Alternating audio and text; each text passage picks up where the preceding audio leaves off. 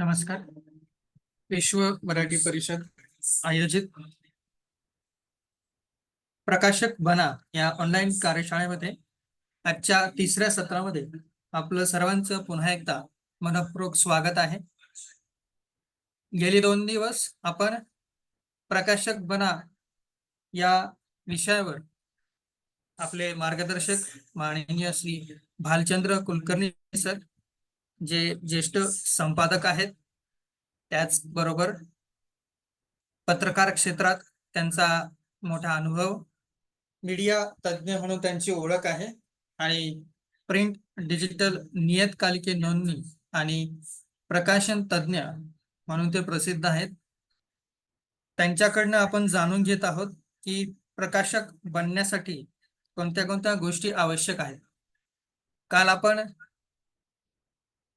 Costing हा जो critical विषय आहे यावर मार्गदर्शन सरांकडून ऐकलं. त्याचबरोबर त्यासाठी जे रूल्स आहेत त्याबद्दल जाणून घेतलं. त्याच्यानंतर आज त्याच्या पुढे आपण जाणार आहोत. तर जास्त वेळ न घेता आपण सरांना विनंती करूया की आजच्या तिसऱ्या सत्राला आपण सुरुवात करावी. नमस्कार सर. नमस्कार. माझा आवाज सगळ्यांना येतोय? एक दोन जणांनी मेसेज मध्ये जर टाकलं तर लक्षात येईल. म्हणजे आवाज येतोय व्यवस्थित सगळ्यांना?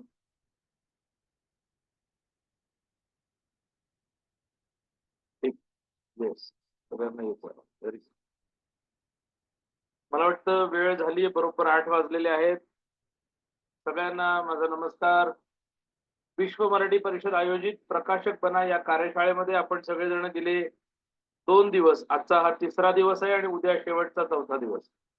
या 4 दिवसामध्ये आपण प्रकाशक बना म्हणजे प्रकाशन विश्व, प्रकाशन संस्था काय असते, प्रकाशनासाठीचे नियम काय, कायदे काय, हे सगळ्या गोष्टी आपण पाहिल्यात आणि आज आणि उद्या पाहणार आहोत.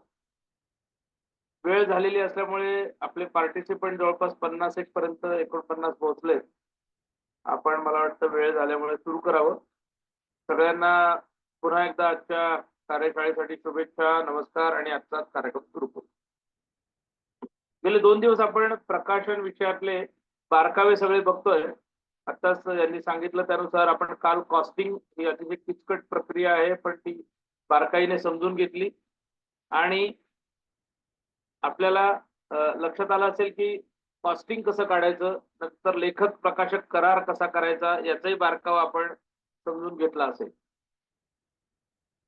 याच्या पुढचा जो मुद्दा आहे, जो कायदेविषयक आहे थोडा अधिक, तो आपण आज थोडा पाहणार आहोत जास्त. लक्षात घ्या मित्रांनो की बऱ्याच जणांचा हा पहिल्या दिवसापासून प्रश्न आहे की प्रकाशन संस्थेचं रजिस्ट्रेशन असं काही असतं का. लक्षात घ्या, प्रकाशन संस्था याचं कोणतंही रजिस्ट्रेशन कुठेही उपलब्ध नाही, गरज नाही. मात्र प्रकाशन संस्थेचं नाव कसं ठरवायचं, बँक अकाउंट कसं काढायचं, असे तुमच्या समोर कदाचित प्रश्न असतील. तर त्याचं उत्तर सोपं आहे की शहरी भागात आपण राहत असू तर आपल्या महानगरपालिका किंवा शॉप ऍक्ट लायसन्स ज्याला म्हणतात त्या कॉर्पोरेशन कडनं शॉप ऍक्ट लायसन्स आपल्याला मिळू शकतं. आजकाल ऑनलाईन देखील शॉप ऍक्ट लायसन्स मिळतं महाराष्ट्र गव्हर्नमेंटच्या या सगळ्या साईटवरनं. शॉप ऍक्ट लायसन्स आपण काढलं की आपल्याला शॉप ऍक्ट लायसन्स मध्ये आपण आपल्या प्रकाशन संस्थेचं नाव आपल्याला जे योग्य वाटतं ते टाकायचं आहे आणि शक्यतो नावाच्या पुढे प्रकाशन असा शब्द शक्यतो लावा, म्हणजे त्याची ओळख लवकर होते.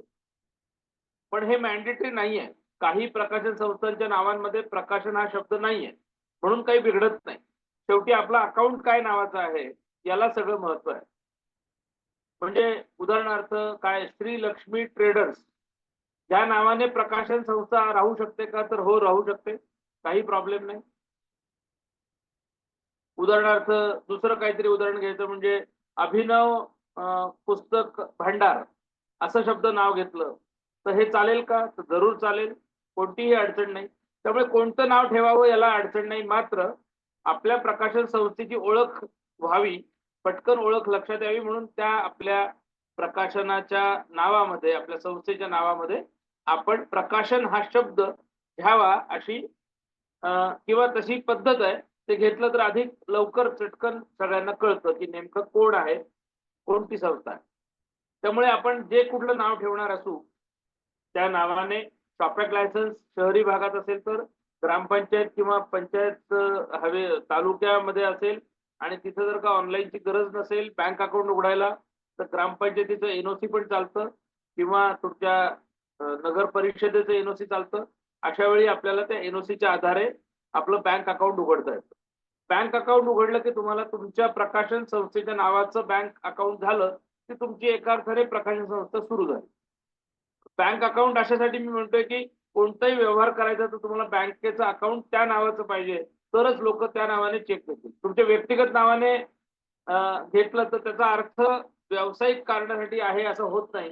तो व्यक्तिगत होतो, खाजगी होतो आणि म्हणून व्यावसायिक रूप यायचं असेल तर आपल्याला प्रकाशन संस्थेचं बँक अकाउंट असायला पाहिजे आणि मग त्याच्यानंतर आपल्याला त्याचं बँक अकाउंट उघडलं तर आपल्याला प्रकाशन संस्था एका अर्थाने सुरू झाली असं म्हणायला हरकत नाही. तुम्ही म्हणाल की त्या बँक अकाउंटच्या मार्फत आम्ही अन्य व्यवहार प्रकाशनाचे सोडून काही करू शकतो का? जरूर करू शकता. काही अडचण नाही त्याच्यामध्ये.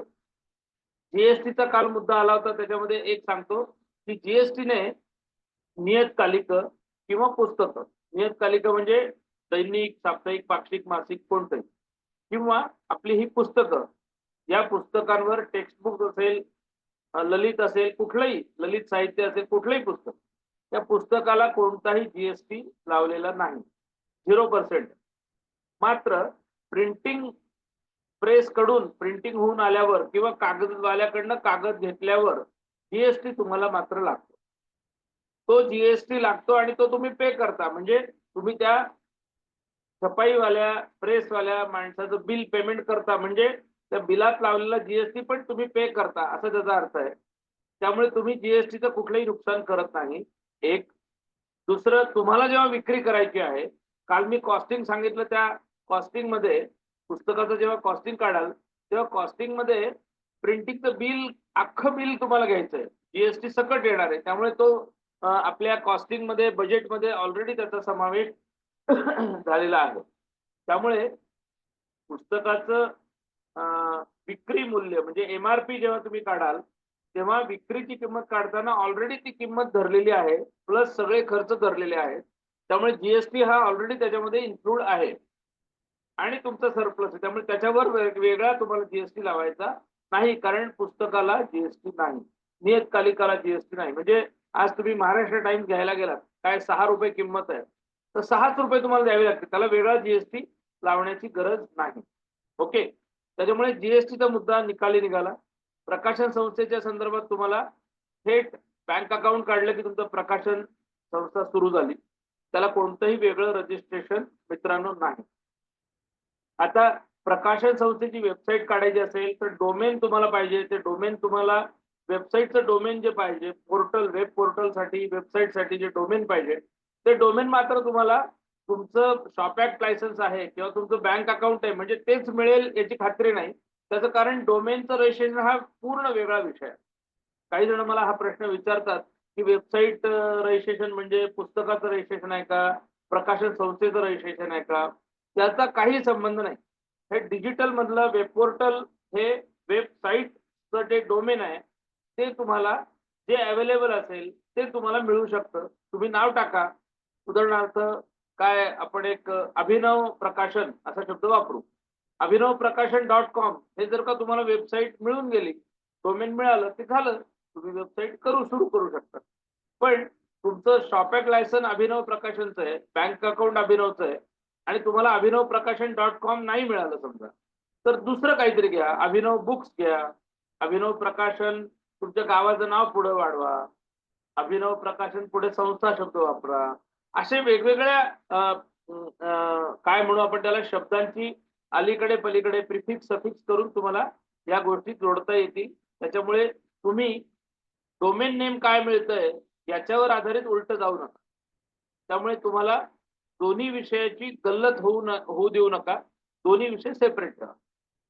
डोमेन म्हणजे वेबसाईट तुम्ही केलीत तर तुम्हाला वेबसाईटवर तुमची पुस्तकं टाकता येतील, रिव्ह्यू टाकता येतील, कव्हर्स टाकता येतील, ऑनलाईन त्याची शॉपिंग मी काल म्हणलं तसं ऑनलाईन विक्री पुस्तकांची त्याच्यात थ्रू करता येईल आणि असं सगळं वेबसाईटचं काम आपल्याला तुम्हाला स्वतंत्रपणे करावं. त्यामुळे प्रकाशन संस्थेला कुठलंही रजिस्ट्रेशन नाही हे लक्षात घ्या. दुसरं, प्रकाशन संस्थेचं नाव काय ठेवावं?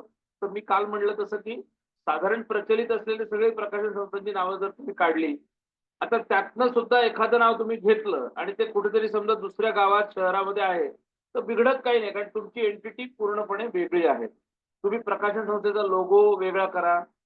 लोगो म्हणजे त्याला मानचिन्ह म्हणतात किंवा ट्रेड ट्रेडमार्क मी म्हणणार नाही. पण लोगो, ट्रेडमार्क, पेटंट ह्याही बद्दल मी आज बोलणार आहे. पण त्याचा वेगळा करा. तुमचं नाव वेगळं, तुमचं बँक अकाउंट वेगळं, तुमचा पत्ता वेगळा, तुमचा मोबाईल नंबर वेगळा. त्यामुळे जरी चुकून एखादं नाव कॉमन आलं, तरी बिघडत काही नाही. ते सामंजस्याने पहा. पण जी प्रचलित नावं, मोठी प्रकाशन संस्था आहेत, त्या शक्यतो ती नावं तुम्ही घेऊ नका. कारण त्यांचं already trademark registration, logo registration झालेलं असू शकतं. त्यामुळे अशा पद्धतीने आपल्याला प्रकाशन संस्था ही कार्यान्वित करता येऊ शकते. आता व्यक्तिगत पातळीवर म्हणजे एकटे तुम्ही आहात मालक, म्हणजे त्याला लीगल भाषेत प्रोप्रायटरी फर्म म्हणतात. तर प्रोप्रायटरी फर्म म्हणून तुम्ही प्रकाशन संस्था चालवू शकता. येस, जरूर. त्या केसमध्ये प्रकाशन संस्थेला पॅन नंबर हा तुमचाच पॅन नंबर हा प्रकाशन संस्थेला चालतो. कारण तुम्ही इंडिव्हिज्युअल आहात, एकटे आहात. मात्र तुम्ही 2, 3, 4 लोक एकत्र आलात, घरातले असू द्या, मित्र परिवार असू द्या, कोणी पार्टनर म्हणून आलात, तर पार्टनरशिप म्हणजे भागीदारी संस्था तुम्हाला सुरू करायला पाहिजे. म्हणजे भागीदारी संस्थेचं रजिस्ट्रेशन स्वतंत्र पार्टनरशिप ऍक्ट नुसार तुम्हाला करावं लागेल. त्या पार्टनरशिप ऍक्ट नुसार तुम्हाला भागीदारी संस्था करा. ROC म्हणजे रजिस्ट्रार ऑफ कंपनीज कडे जाऊन तुम्ही प्रायव्हेट लिमिटेड कंपनी करा. LLP फॉर्म करा. ट्रस्ट स्थापन करा. म्हणजे एखादा चॅरिटेबल धर्मादाय आयुक्ताकडे, चॅरिटी कमिशनरकडे तुम्हाला ट्रस्ट स्थापन करता येईल. ट्रस्टी तुम्ही गोळा करा किंवा कोऑपरेटिव्ह सोसायटी स्थापन करता येईल प्रकाशन संस्थेसाठी. प्रकाशन संस्थेसाठी तुम्हाला वेगवेगळ्या प्रकारच्या कोणत्याही एंटिटी मधनं काम करता येईल. कोऑपरेटिव्ह सोसायटी करा, चॅरिटी कमिशनरचा ट्रस्ट करा, ROC कडे प्रायव्हेट लिमिटेड कंपनी करा, लिमिटेड कंपनी करा, LLP करा किंवा पार्टनरशिप फर्म करा किंवा प्रोप्रायटरीशिप म्हणून ठेवा. त्यातला कोणताही प्रकार हा तुम्हाला प्रकाशन संस्थेसाठी चालू शकतो. जी एंटिटी, लीगल एंटिटी तुम्ही कराल, कोणतीही ट्रस्ट, सोसायटी, सहकारी संस्था, प्रायव्हेट लिमिटेड, काही पण करा. पण त्याचं रजिस्ट्रेशन तुम्हाला त्या संबंधित विभागाकडे मात्र करणं आवश्यक आहे. याचा अर्थ तुम्ही ती कंपनी रजिस्टर करताय, प्रकाशन संस्था रजिस्ट्रेशन असा त्याचा अर्थ नाही. त्यामुळे तुम्हाला जे काही वेगळं एंटिटी बनवायची आहे, त्या एंटिटी साठीची ती व्यवस्था आहे, हे लक्षात घ्या. हा झाला पहिला मुद्दा.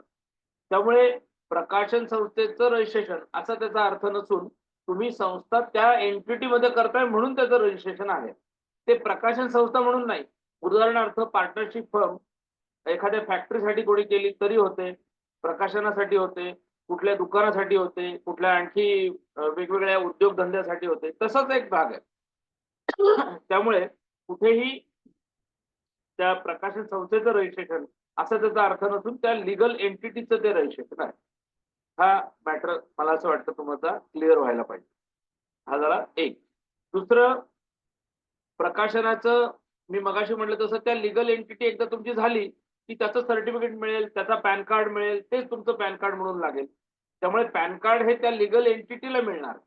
म्हणजे तुम्ही 4 जण समजा पार्टनर आहात किंवा 4 जण डायरेक्टर आहात प्रायव्हेट लिमिटेडचे, तर त्या कंपनीला पॅन कार्ड मिळेल. तुमच्या चौघांचं किंवा तिघांचं पॅन कार्ड स्वतःचं हा स्वतंत्र विषय, तो तुमचा इंडिव्हिज्युअल विषय आहे. त्यामुळे कंपनी वेगळी, लीगल एंटिटी वेगळी, त्याचं सगळं पॅन कार्ड वेगळं, त्याचं बॅलन्स शीट वेगळं, त्याचं बँक अकाउंट वेगळं, सगळं वेगळं.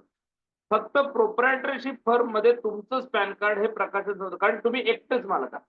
त्या प्रकाशन संस्थेला वेगळं कोणतंही पॅन कार्ड मिळत नाही, कारण तुम्ही एकटे ओनर आहात आणि तुमची ओनरशिप म्हणजेच त्याची ओनरशिप. म्हणजे तुमच्या व्यक्तिगत पॅन कार्डवर येणारे सर्व पैसे हे त्या प्रकाशन संस्थेचे किंवा प्रकाशन संस्थेचे आलेले पैसे हे सगळे तुमचे व्यक्तिगत. त्यामुळे तुमची एकच बॅलन्स शीट जी इंडिव्हिज्युअल आहे त्याचीच तयार होईल. त्याचं एकट्याच रिटर्न त्या पॅन नंबरवरून तुम्हाला भरावं लागेल. त्यामुळे लिगल एंटिटी काय आहे याच्यावर आधारित ह्या सगळ्या गोष्टी तांत्रिक गोष्टी आहेत अकाउंटच्या आणि बॅलन्स शीट आणि इन्कम टॅक्स. जीएसटी म्हटलं मी तसं तुमचा प्रकाशन व्यवसाय सोडून दुसरा काही व्यवसाय असेल की ज्याला जीएसटी नंबर अपेक्षित आहे तर तुम्हाला जीएसटी नंबर काढावा लागेल. प्रकाशनाच्या बिलांवर मात्र तुम्हाला पुस्तक विक्रीवर बिल जरी केलं जरी जीएसटी नंबर घेतलेला असेल तर जीएसटी तिथं लावण्याची गरज नाही, कारण 0% त्याला जीएसटी नाहीये पुस्तकाला. हा मुद्दा थोडा अधिक क्लिअर करून घ्या. आता जीएसटी तुमचा सेल किती आहे, तुमचा प्रकाशन व्यवसाय शिवाय सेल आहे का, काही दुसरा काही व्यवहार आहे का, दुसरा काही बिझनेस आहे का, या सगळ्याचा विचार करून जीएसटी म्हणजे टॅक्सेशन मध्ये असं ठरवलंय की ज्यांचं सर्व्हिस इंडस्ट्री आहे, आपली ही पुस्तक ही सर्व्हिस इंडस्ट्री आहे. जीएसटीचा लॉंग फॉर्म तुम्हाला माहिती असेल मित्रांनो, गुड्स अँड सर्व्हिस टॅक्स. त्यामुळे सर्व्हिस इंडस्ट्रीमध्ये आपण मोडतो. गुड्स म्हणजे मॅन्युफॅक्चरिंग करणं, म्हणजे कारखाना, फॅक्टरी वगैरे वगैरे. जशी प्रिंटिंग प्रेस आहे आपल्या दृष्टीने ती पण फॅक्टरीच आहे. त्यामुळे गुड्स मध्ये म्हणजे मॅन्युफॅक्चरिंग म्हणजे निर्मिती विषयामध्ये असेल, प्रोडक्शन मध्ये असेल तर 40 लाख रुपये वार्षिक तुमचं उत्पन्न झालं की तुम्हाला जीएसटी नंबर काढणं अपेक्षित आहे, आवश्यक आहे. आणि सर्व्हिस इंडस्ट्री म्हणून म्हणजे आपल्या प्रकाशन व्यवसायाला 20 लाख रुपये आपलं वार्षिक उत्पन्न झालं, इन्कम झालं म्हणजे सेल बिल झाली, रेव्हेन्यू झाला, सेल झाला 20 लाख रुपये, तर तुम्हाला जीएसटी नंबर काढणं आवश्यक आहे. जीएसटी नंबर काढला तरी देखील आपल्या पुस्तकांना जीएसटी नंबर लावायचा नाही, कारण पुस्तकांना नाहीये, हे लक्षात घ्या. त्यामुळे जीएसटी नंबर तुम्हाला विशिष्ट टर्नओव्हरच्या पुढे काढणं मात्र आवश्यक आहे, मग प्रकाशन संस्था असो किंवा नसो. त्यामुळे 20 लाख रुपये ही आपल्याला सर्व्हिस इंडस्ट्री म्हणून आपल्याला आवश्यक आहे. त्यामुळे याच्यातले जीएसटीचे आणखी डिटेल्स तुम्हाला किंवा बॅलन्स शीट मधले डिटेल्स, तुमचं एकत्रित उत्पन्न कसं, ह्याबद्दल सविस्तर तुमचे चार्टर्ड अकाउंटंट तुमच्याशी तुम्ही त्यांना विचारू शकता. पण ही जी महत्वाची माहिती आहे ती लक्षात घ्या, प्रकाशन संस्थेला काय लागू आहे आणि काय लागू नाही. त्यामुळे या बाबतीत आपण थोडी क्लॅरिटी ठेवा. हा जो सगळा प्रकाशन व्यवसायाचा रजिस्ट्रेशनचा विषय आहे, तर तो रजिस्ट्रेशन नसलं तरी देखील कोणत्या प्रकारचं रजिस्ट्रेशन मात्र आवश्यक आहे, तर आयएसबीएन म्हणजे मित्रांनो इंटरनॅशनल स्टँडर्ड बुक नंबर. सगळे पुस्तकं आपण जी बघतो त्या पुस्तकांवर बऱ्यापैकी तुम्हाला आयएसबीएन नंबर दिसतो, इंटरनॅशनल स्टँडर्ड बुक नंबर. हा आयएसबीएन नंबर जो तुम्हाला दिसतो तो प्रत्येक पुस्तकासाठी आहे, तो प्रकाशन संस्थेसाठी म्हणून नाही, तर तो पुस्तकासाठी आहे, एकेका पुस्तकासाठी.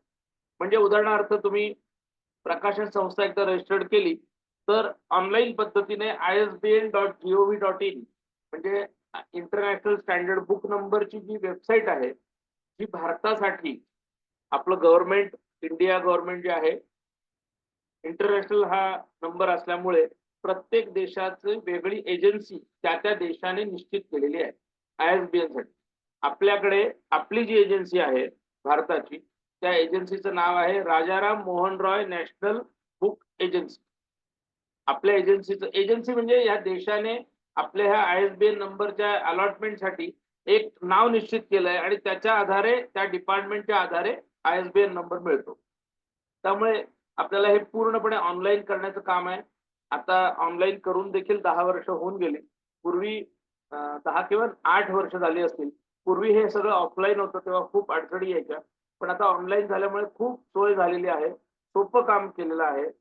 आयएसबीएन हे काम करणं म्हणजे पुस्तकांना आयएसबीएन नंबर मिळणं हे याची जी सगळी काय आपण म्हणू केंद्र सरकारची जे डिपार्टमेंट आहे मंत्रालय आहे ते एज्युकेशन मंत्रालय, म्हणजे पूर्वीचं एचआरडी मिनिस्ट्री ज्याला आता एज्युकेशन मिनिस्ट्री म्हणतात, म्हणजे शिक्षण मंत्रालयाच्या अंतर्गत केंद्र सरकारच्या आयएसबीएन नंबरच्या ह्या राजाराम मोहन रॉय नॅशनल एजन्सीची स्थापना झाली आहे आणि त्याच्या थ्रू आपल्याला हा नंबर मिळतो. हा केंद्र सरकारचा म्हणजे देशव्यापी विषय आहे, हा कोणत्याही एका राज्याचा विषय नाही. म्हणजे महाराष्ट्र स्टेट गव्हर्नमेंटचं आयएसबीएन नंबर नाहीये, तर हा संपूर्ण इंटरनॅशनल नंबर आहे आणि त्याची व्यवस्था केंद्रीय स्तरावर सेंट्रली भारताने केलेली आहे. isbn.gov.in या वेबसाईटवर तुम्ही गेलात तर तुम्हाला तुम्ही कोणासाठी रजिस्ट्रेशन करताय हे बघितलं जातं. म्हणजे तुम्ही प्रकाशक आहात का? तुम्ही लेखक आहात का? म्हणजे लेखकाला सुद्धा आपल्या स्वतःच्या पुस्तकासाठी ISBN नंबर मिळू शकतो. म्हणजे लेखक स्वतःच प्रकाशक होणार असेल, म्हणजे स्वतः लेखक आपलं पुस्तक प्रकाशित करू शकतो का? जरूर करू शकतो. तो प्रकाशित करू शकतो, म्हणजे तो स्वतः लिहू शकतो, छापू शकतो, विक्री करू शकतो, सगळं करू शकतो. मग त्या केसमध्ये त्याला प्रकाशन संस्थेची गरज नाही.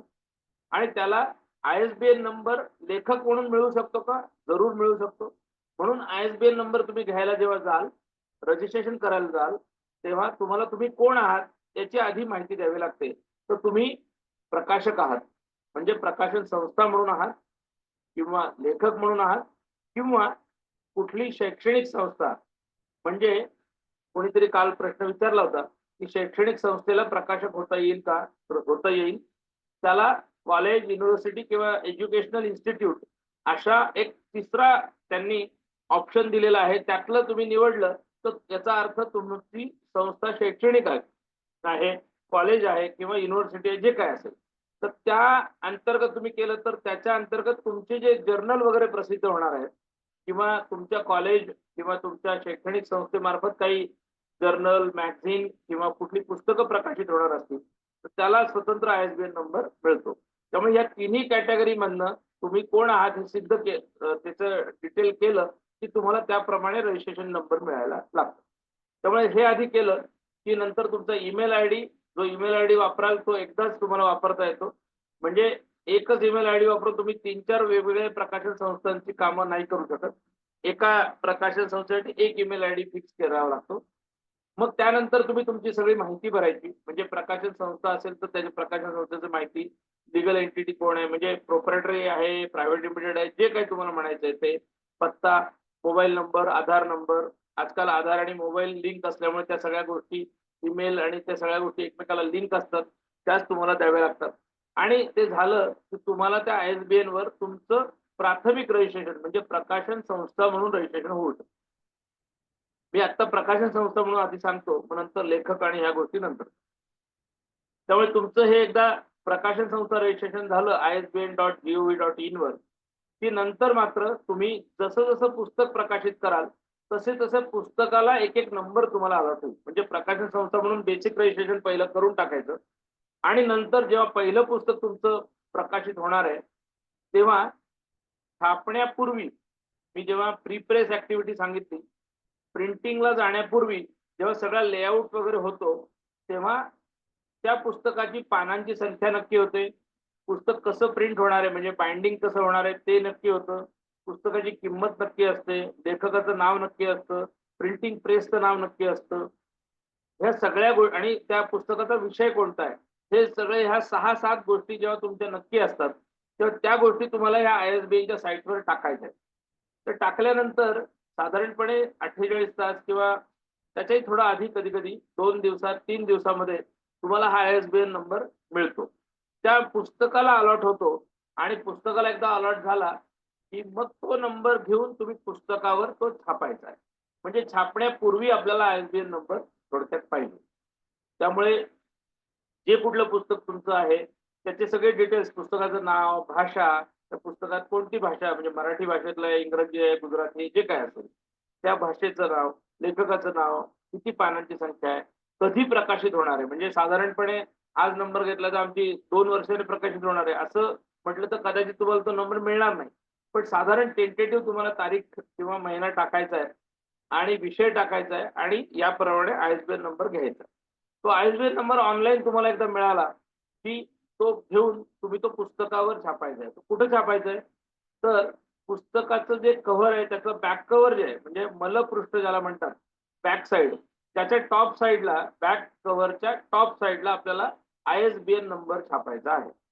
तो नंबर आपल्या भारतासाठी 978 ने सुरुवात आहे. त्यामुळे 978-81 असा तो नंबर तुम्हाला दिसेल. पुढचा नंबर हा आपल्याशी, आपल्या प्रकाशन संस्था, आपलं पुस्तक याला रिलेटेड असतो. पण तो कुठलाही सीरियल असा नसतो. म्हणजे आपल्या पुस्तकाला एकदा 1 मिळाला की दुसरा 2 मिळेल, 3 मिळेल असं होणार नाही. तो ऑटो जनरेटेड कॉम्प्युटराइज्ड असल्यामुळे तो तुम्हाला अलॉट ऑटोमॅटिकली होतो. कॉम्प्युटर थ्रू होतो आणि तुम्हाला मिळतो. त्यामुळे बॅक कव्हरला तुम्ही तो आयएसबीएन नंबर छापायचा, प्लस पुस्तकाच्या आतमध्ये ज्या ठिकाणी क्रेडिट पेज आहे, या क्रेडिट पेजला टेक्निकल शब्द आहे टायटल व्हर्सो पेज. काय शब्द आहे? Title verso page. हा टायटल व्हर्सो पेज म्हणजे क्रेडिट पेज, जे आपण आतमध्ये पुस्तकाच्या आतल्या पानावर, दुसऱ्या तिसऱ्या पानावर संपादकीय मनोगत, प्रस्तावना वगैरे झाल्यावर किंवा त्याच्या आधी लेखकाचे नाव, किंमत, प्रकाशन कधी आहे, त्याची तारीख, प्रिंटिंग प्रेस, प्रकाशन स्थळ, हे सगळे डिटेल्स आपण ज्या ठिकाणी टाकतो त्याला क्रेडिट पेज किंवा त्याला टायटल व्हर्सो पेज म्हणतात. त्या पेजवर सगळ्यात वरच्या बाजूला टॉपला आतमध्ये आपण हा आयएसबीएन नंबर छापायचा. म्हणजे 2 ठिकाणी हा नंबर छापणं आवश्यक आहे, आतल्या पानावर आणि बाहेरच्या. आता हे जे टायटल व्हर्सो पेज आहे, तिथं तुम्ही एकदा टाकलं, छापायला पुस्तक गेलं की ते पेज, ते क्रेडिट पेज जे आहे तेवढाच स्कॅन करायचं किंवा तेवढाच पेजचा तुकडा पेज बाजूला काढायचं आणि ते पेज ह्या आयएसबीएन नंबरवर नंबर अलॉट झाल्यावर पुन्हा तुम्हाला ते पेज अपलोड करायचं आहे. म्हणजे तुम्ही छापलं पुस्तक, असा त्याचा थोडक्यात अर्थ आहे. त्यामुळे आयएसबीएन नंबर एकदा आला की तो विषय संपत नाही. त्या पेजची पीडीएफ किंवा जेपीजी करून त्या ठिकाणी स्लॉट दिलेला आहे, तिथं तुम्हाला ते पान टाकायचं. अख्खं पुस्तक तुम्हाला कुठलंही टाकायचं नाही, कव्हर टाकायचं नाही, काही नाही. फक्त क्रेडिट पेज जे टायटल व्हर्सो पेज आहे ते मात्र त्या ठिकाणी तुम्हाला टाकणं अपेक्षित आहे. म्हणजे आयएसबीएनच्या साईटवर हे झालं की तुमचं ते आयएसबीएनचं काम पूर्ण झालं. अशा पद्धतीने मग दुसरं पुस्तक जेव्हा तुमचं येईल तेव्हा पुन्हा तुम्ही हीच प्रक्रिया करायची. तिसरं, चौथं, पाचवं. लक्षात घ्या, 10चा स्लॉट तुम्हाला नेहमी पहिल्यांदा मिळतो. 10चा स्लॉट म्हणजे 10 नंबर आपल्याला दिसत नाही, पण तो तुम्हाला दाखवतो की 10, 1 झालं, 9 राहिले, 8 राहिले, 7 राहिले. मग जेव्हा 5 किंवा 4 राहतील तेव्हा तुम्ही रिअप्लाय करा त्याच वेबसाईटवर, त्याच अकाउंटवरनं आणि पुढचे 10 नंबर मागून घ्या. एकदा 10-10चे 2-3 लॉट झाले की ते तुम्हाला 25, 50, 100चा लॉट पण अलॉट करतात. जरी लॉट अलॉट केला तरी तुम्हाला ते नंबर दिसत नाहीत. त्यामुळे एक पुस्तक जेव्हा टाकू तेव्हाच तुम्हाला दिसणार आहे. पण 10चा लॉट झाल्यावर तुम्हाला रिअप्लाय करणं आवश्यक आहे त्याच वेबसाईटवर जाऊन, तुमच्या अकाउंटवर जाऊन. त्यामुळे रिअप्लाय केल्यानंतर पुढचा लॉट तुम्हाला सँक्शन होतो. या पद्धतीची आयएसबीएनची सगळी प्रोसेस आहे. आता कोणी लेखक आहे तर त्या लेखकाला बेसिक रजिस्ट्रेशन म्हणजे जे प्रकाशन संस्थेसारखं आहे त्याची करण्याची गरज नाही. त्याला त्याच्या स्वतःच्या पुस्तकाचं डायरेक्ट रजिस्ट्रेशन करता येतं आणि लेखकाला त्याच्या पुस्तकापुरता म्हणजे एका पुस्तकापुरता डायरेक्ट नंबर मिळतो आणि तो ऍज इट इज त्याने मगाशी म्हटलं तसं छापायचा आणि विक्री पुस्तकाची सुरू करायची. त्यामुळे लेखकाला वेगळं बेसिक करायचं नाही, त्याला 10चा लॉट अलॉट होणं वगैरे हे काही होत नाही. त्याला त्याच्या एका पुस्तकापुरतं मिळतं. लेखकाने 2-4 वर्षाने पुन्हा पुस्तक नवीन कुठलं काढलं, पुन्हा त्याने त्याच्यावर जायचं, स्वतःच्या लॉग इनवर जायचं आणि पुन्हा लेखक म्हणून एखाद्या पुस्तकाला नंबर मिळवायचा. त्यामुळे लेखकाला एखाद्या पुस्तकाबद्दल, त्याच्या स्वतःच्या पुस्तकाबद्दल फक्त मिळतो आणि तेवढंच त्याने पुढे वापरायचं आहे. प्रकाशन संस्थेला मात्र अशा पद्धतीचे लॉट अवेलेबल केला जातो आणि एकामागे एक तुम्हाला त्याचे नंबर मिळतात. आयएसबीएन नंबरचं एखादं पुस्तक घ्या आणि तुम्ही आयएसबीएनच्या साईटवर कुठलाही ते नंबर टाका की तुम्हाला त्या पुस्तकाचे सगळे डिटेल्स हे तुम्हाला मिळतील. त्यामुळे हा आयएसबीएन नंबर हा इंटरनॅशनली आहे. हा नंबर अमेरिकेत किंवा कोणत्याही युरोपात कुठेही जरी कोणीही वेबसाईटवर त्यांच्या जरी टाकला तरी सुद्धा तुमच्या पुस्तकाचे डिटेल्स त्यांना कळतात. त्यामुळे आयएसबीएन नंबरचे बरेच फायदे आहेत. आपल्याला आयएसबीएन नंबर असल्याशिवाय बाहेरच्या देशांमध्ये पुस्तकाची विक्री करता येत नाही, फिजिकल सुद्धा. दुसरं, Amazon, फ्लिपकार्ट सारख्या ज्या वेबसाईट्स आहेत, बुकगंगा आहे किंवा मोठ्या-मोठ्या ज्या पुस्तकं विक्रीच्या वेबसाईट्स आहेत, शॉपिंग वेबसाईट आहेत, तिथे आयएसबीएन नंबर शिवाय पुस्तकं कोणीही विक्रीला ठेवत नाहीत. त्यामुळे आयएसबीएन नंबर हा खरं म्हणजे मॅन्डेटरी नाही, कायद्याने बंधनकारक नाही. आयएसबीएन नंबर न घेता सुद्धा तुम्ही पुस्तक छापलं, विक्री केली म्हणून तुम्हाला कोणतीही अडचण नाही, कायद्याने कुठलाही गुन्हा नाही. मात्र मी म्हटलं तसं विक्री करण्यासाठी बऱ्याच ठिकाणी म्हणजे क्रॉसवर्ड सारखी मोठी दुकानं आहेत किंवा मोठ्या-मोठ्या दुकानांमध्ये देखील आयएसबीएन नंबर असल्याशिवाय ती पुस्तकं विक्रीला ते ठेवत नाही. त्यामुळे आयएसबीएन नंबर घेणं हे जरी मॅन्डेटरी नसलं तरी ह्या सगळ्या कारणांसाठी ते असावं, आपण घ्यावं असं सर्वसाधारणपणे पद्धत आहे. मार्केटमध्ये आता ती ट्रेंड अशी पद्धत चालू आहे. पण म्हणून घेतलं नाही आणि छापलं म्हणून कोणताही गुन्हा तुम्ही करत नाही, त्यात कोणतीही अडचण नाही. 2. काही वेळेला पुस्तक विक्रीसाठी नसतं. आपल्या इंटरनल मित्र परिवाराला द्यायचंय, आपल्या कुटुंबियांना द्यायचंय. आपल्या जवळच्या नातेवाईकाला द्यायचंय, आपल्या सोसायटीमध्ये द्यायचंय, आपल्या ऑफिस पुरतं, तर त्याला काही ISBN नको, फॉर्मॅलिटी नको. तुम्ही तुमचं छापलं, इंटरनल सर्क्युलेशन म्हणून केलं म्हणून बिघडत नाही. त्याच्यामुळे कोणतीही अडचण येत नाही. आता हा जो पुस्तक रिलेटेड विषय आहे, त्याचा जो कायदा आहे, तो press and registration of books act 1867 1867 म्हणजे स्वातंत्र्यपूर्व काळात ब्रिटिशांनी आणलेला हा कायदा, त्याला PRB ऍक्ट असा शब्द आहे. मुद्रण आणि पुस्तकं छपाईच्या संदर्भात हा जो press and registration of books act आहे 1867 चा, हा इतकी वर्ष सुरू होता. आत्ता म्हणजे या मोदी गव्हर्नमेंटने आता 2024 ला, म्हणजे त्याचं टेक्निकली डिसेंबर 2023 मध्ये लोकसभेने नवीन कायदा मंजूर केला आणि हा जो PRB ऍक्ट आहे हा आता पूर्णपणे रद्द होऊन संपलाय. आता त्याच्या जागेवर जो आलाय त्याला नाव आहे PRP ऍक्ट, म्हणजे press and registration of periodicals act. म्हणजे लक्षात आलं असेल मित्रांनो की बुक्स ऍक्ट आता संपला, त्या ठिकाणी नियतकालिकांचा ऍक्ट आला, म्हणजे PRP ऍक्ट आला. त्यामुळे पुस्तकांशी रिलेटेड आता हा कायदा अस्तित्वात राहिलेला नाही. नंबर 1.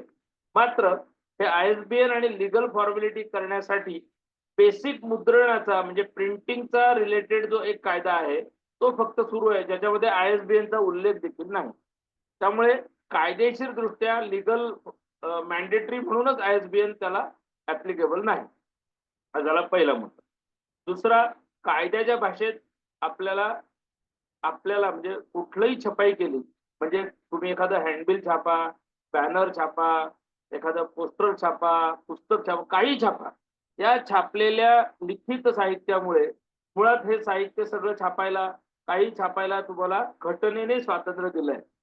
आपल्याला घटनेचं कलम 19 माहिती आहे, म्हणजे 15 ते 19 या सगळ्या कलमांमध्ये आपल्याला स्वातंत्र्य सगळ्या प्रकारचं आहे. म्हणजे आपल्याला भाषणाचं आहे, लिखाणाचं आहे, पुस्तक छापण्याचं आहे, आपल्याला सगळ्या प्रकारचं स्वातंत्र्य आहे. म्हणजे राहण्याचं आहे, खरेदी करण्याचं आहे, भारतामध्ये कुठेही फिरण्याचं आहे, हिंडण्याचं आहे. ही सगळी स्वातंत्र्य जशी आहेत तशीच भाषणाची, लिखाणाची, आपलं मत व्यक्त करण्याचं, हे सगळी अभिव्यक्ती स्वातंत्र्य ज्याला म्हणतात, अशी सगळी स्वातंत्र्य ह्या घटनेने दिली आहे. त्यामुळे बेसिक तुम्ही हे सगळे स्वातंत्र्य वापरता, पण हे स्वातंत्र्य वापरताना तुम्हाला काही गोष्टींची बंधनं मात्र आहेत. म्हणजे तुम्ही अश्लील साहित्य छापून चालणार नाही. म्हणजे तुम्ही समाजामध्ये दुही पसरवणारं किंवा समाजात तेढ निर्माण होईल असं साहित्य छापून चालणार नाही. मजकूर छापला तर चालणार नाही. जातीवर आधारित किंवा जातीची पिंगळटवाळी होईल कोणत्याही असं कुठलंही साहित्य तुम्हाला छापता येणार नाही. धर्म, जात, पंथ, उपासना याच्यावर अश्लाघ्य भाषेत टीका करणं किंवा अपमानजनक काही गोष्टी करणं, महिलांविषयक काही अपमानजनक गोष्टी करणं, विचित्र किंवा अश्लील असे फोटोग्राफ छापणं, अशा कोणत्याही ज्याला निषिद्ध मानलं गेलंय, गुन्हा म्हणून मानलं गेलंय, असं कोणतंही त्या पोलिसांच्या म्हणजे IPC कलमामध्ये या सगळ्याला गुन्हे दाखल होऊ शकतात. त्यामुळे अब्रू नुकसानी सारखा डिफॉमेशनचा कायदा हा सुद्धा IPC मधला पोलीस म्हणजे इंडियन पिनल कोड मधले हे सगळे कायदे आहेत, ते सगळे कायदे सगळ्या नागरिकांना सगळ्या वेळी लागू आहेत, तसे आपल्या धंद्याला म्हणजे आपल्या प्रकाशन व्यवसायाला सुद्धा लागू आहेत. म्हणजे आज चित्रपटांना सेन्सॉर बोर्ड आहे, नाटकाला सेन्सॉर बोर्ड आहे, तशी सेन्सॉर बोर्ड कल्पनापासून ते पुस्तक परीक्षण नावाचा एक प्रकार हा स्वतंत्र आहे. मी तुम्हाला मित्रांनो सांगतो की या सगळ्यामध्ये तुम्हाला माझ्या नोट्स मिळणार आहेत उद्याचं सगळं झालं की. त्याच्यामध्ये आपल्याला आपली पुस्तकं छापल्यानंतर म्हणजे प्रकाशित केल्यानंतर शासनाच्या केंद्र आणि राज्य सरकारला कुठे कुठे पाठवावी लागतात त्याची एक यादी आणि त्याचे सविस्तर पत्ते तुम्हाला माझ्या नोट्समध्ये मिळतील. या यादीनुसार तुम्ही प्रकाशित केलेलं पुस्तक त्या ठिकाणी 30 दिवसाच्या आत म्हणजे प्रकाशित केल्यापासून 1 महिन्याच्या आत तुम्ही पाठवणं रजिस्टर्ड पोस्टाने शक्यतो पाठवावं, म्हणजे तुमच्याकडे अॅक्नॉलेजमेंट राहील. तर तुम्ही ते पाठवणं अपेक्षित आहे, आवश्यक आहे. हे कायद्याने मात्र बंधनकारक आहे. या पुस्तकाला आयएसबीएन नंबर असो किंवा नसो, तुम्ही प्रकाशित केलेलं लेखकाने असो नाही तर प्रकाशकाने असो, कोणीही असो, ते पुस्तक त्या त्या ठिकाणी पाठवणं अपेक्षित आहे. त्यामुळे अशा पद्धतीचं साधारणपणे पुस्तक रिलेटेड रजिस्ट्रेशनचा विषय सगळा आहे.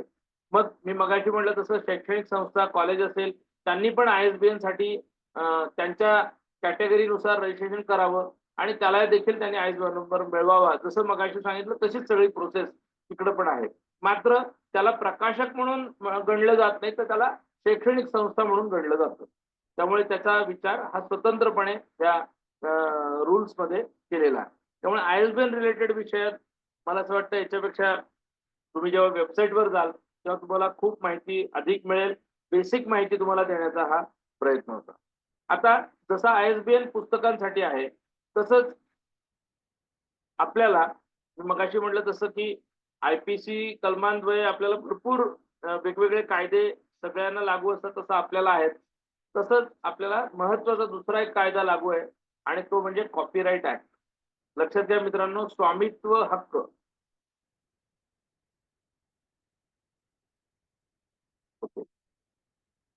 स्वामित्व हक्क म्हणजे कॉपीराइट, म्हणजे माझ्याकडे ह्या संदर्भातले जी कुठली कलाकृती आहे, म्हणजे पुस्तक असेल, माझी स्वतःची कुठलीही मी तयार केलेली, स्वतः निर्माण केलेली जी कुठली कलाकृती आहे, त्या कलाकृतीला मला कॉपीराइट घेता येतं.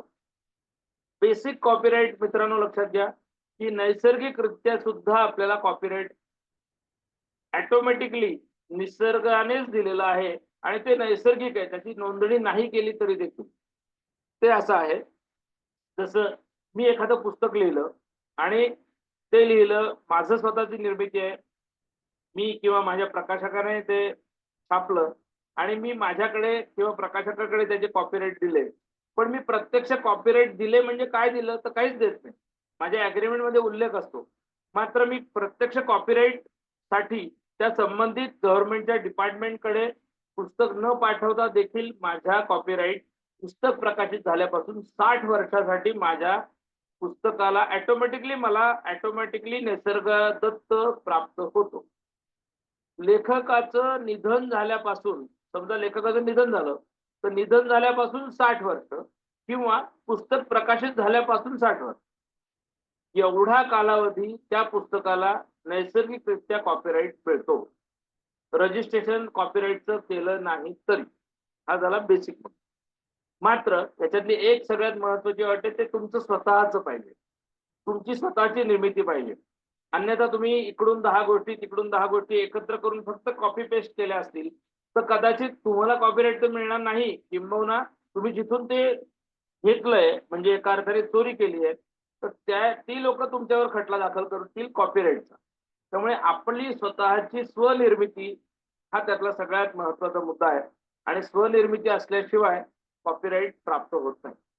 आता याच्याशिवाय 60 वर्षाचा नियम तर मी तुम्हाला सांगितला, पण याच्याशिवाय जर का आपल्याला खरोखर रजिस्ट्रेशन करायचंय, तर कॉपीराइटसाठी आपल्याला संबंधित डिपार्टमेंटकडे, त्या डिपार्टमेंटकडे हे रजिस्ट्रेशन करावं लागतं.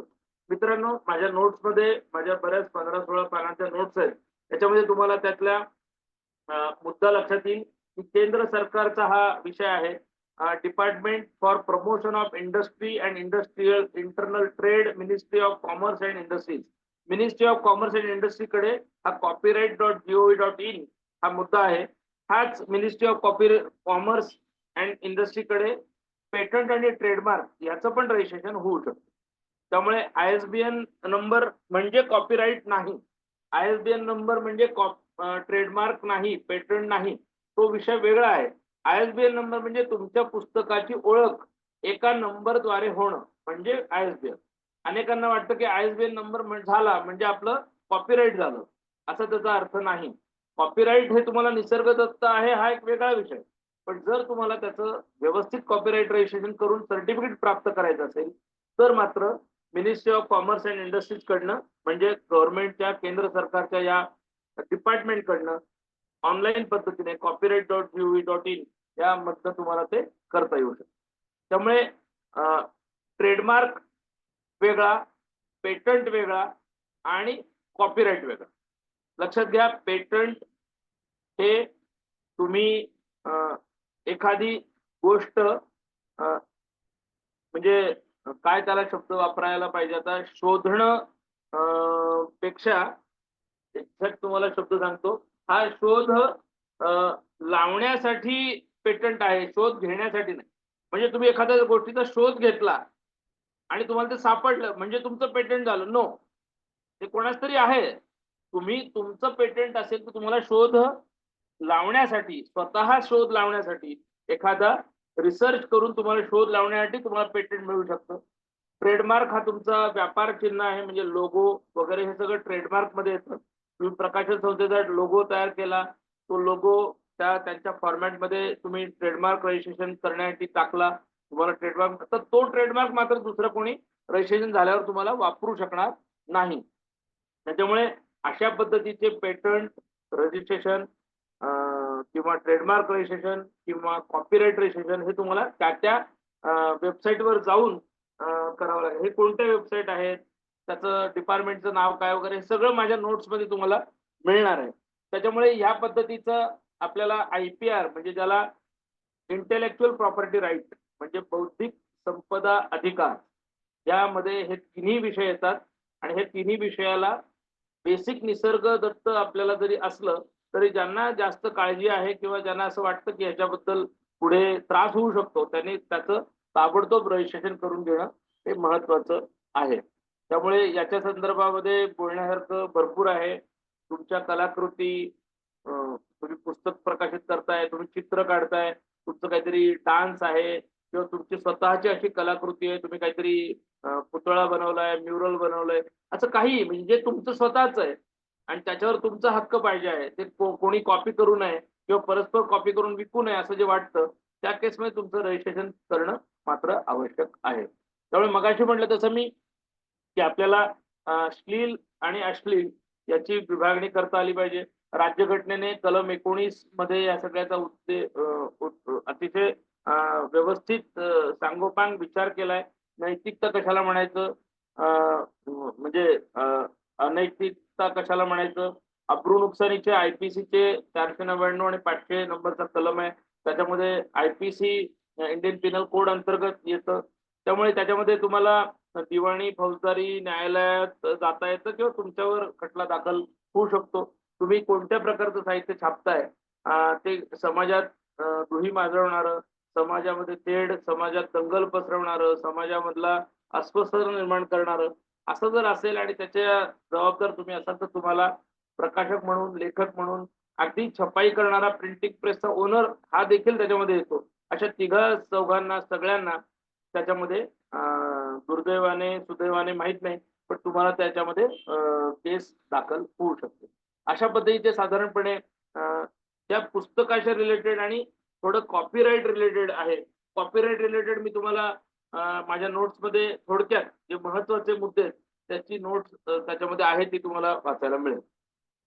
आता याच्याबरोबरच प्रकाशक म्हणून आपल्याला अजून कुठलं प्रकाशन आहे तर नियतकालिकाचं, म्हणजे मॅगझिन किंवा दैनिक, साप्ताहिक जे काही तुम्हाला छापायचं त्याचा सुद्धा प्रकाशक म्हणून तुम्ही राहू शकता. तर नियतकालिकांचं रजिस्ट्रेशन हा एक स्वतंत्र विभाग केंद्र सरकारचा आहे.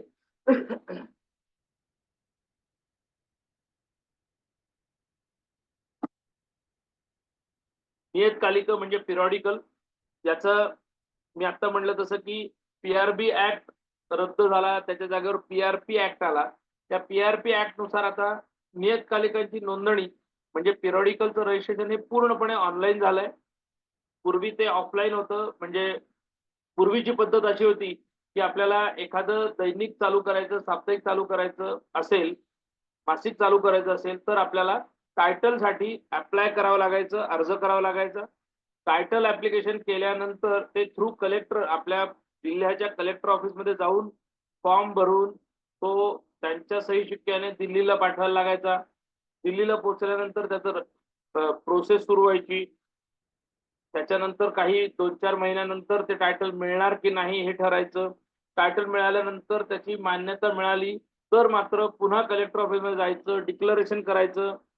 एक 2-3 पानी डिक्लरेशन, प्रिंटिंग प्रेस अग्रीमेंट, असे अनेक गोष्टी कागदोपत्र होती. ती सगळी पुन्हा दिल्लीला जायची. आपला पहिला अंक छापलेला जायचा आणि मग रजिस्ट्रेशन व्हायचं. अशी खूप लेंदी प्रोसेस त्या रजिस्ट्रेशनची होती. ती या पी-आर-पी ऍक्टने सगळी कमी करून टाकली आहे. ती एकदम कमी करून आता ऑनलाईन सिस्टीमने झाली. म्हणजे टायटल मिळणं आणि रजिस्ट्रेशन होणं हे दोन्ही गोष्टी आता एकत्र एकाच पद्धतीमध्ये झाल्या आहेत. त्यामुळे ऑनलाईन पद्धत प्रेस सेवा पोर्टल नावाचं पोर्टल आहे. त्याची पण माहिती तुम्हाला या नोट्समध्ये मिळेल.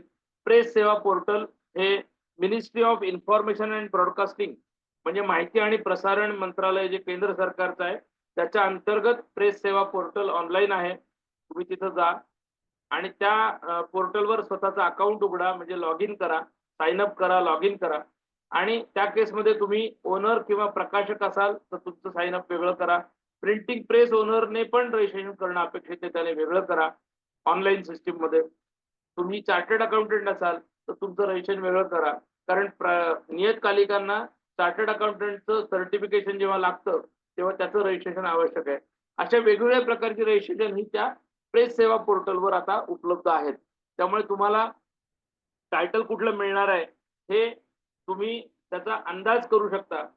मित्रांनो लक्षात घ्या, आज भारतभरामध्ये आजपर्यंत 1.5 लाख रजिस्ट्रेशन ऑलरेडी झालेली आहेत. 1.5 लाख टायटल म्हणजे कोणी डेली असेल, कोणी साप्ताहिक असेल, कोणाचं मासिक असेल, दिवाळी अंक असेल, जे रजिस्ट्रेशन ऑलरेडी झालेली आहेत जवळपास 1.5 लाख आहेत. आणि त्या 1.5 लाख टायटल ऑलरेडी रजिस्टर्ड असल्यामुळे त्यातली कोणती नावं तुम्हाला आता मिळणार नाहीत.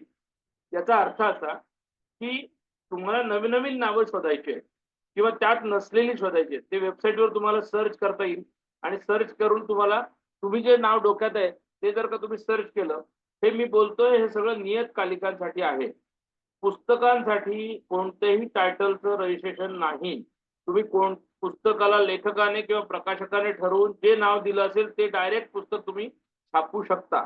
त्याच नावाचं दुसऱ्या कोणी पुस्तक कधी छापलं असेल तर त्याचा संबंध येत नाही, कारण इथे पुस्तकाचा विषय कदाचित वेगळा असतो, पुस्तकाचे लेखक वेगळा असतो, प्रकाशक वेगळा असतो. त्यामुळे पुस्तकाच्या टायटल बद्दल कोणतंही रजिस्ट्रेशन नाही. मी आता जे बोलतोय ते पिरियडिकल नियतकालिकाच्या रजिस्ट्रेशन बद्दल.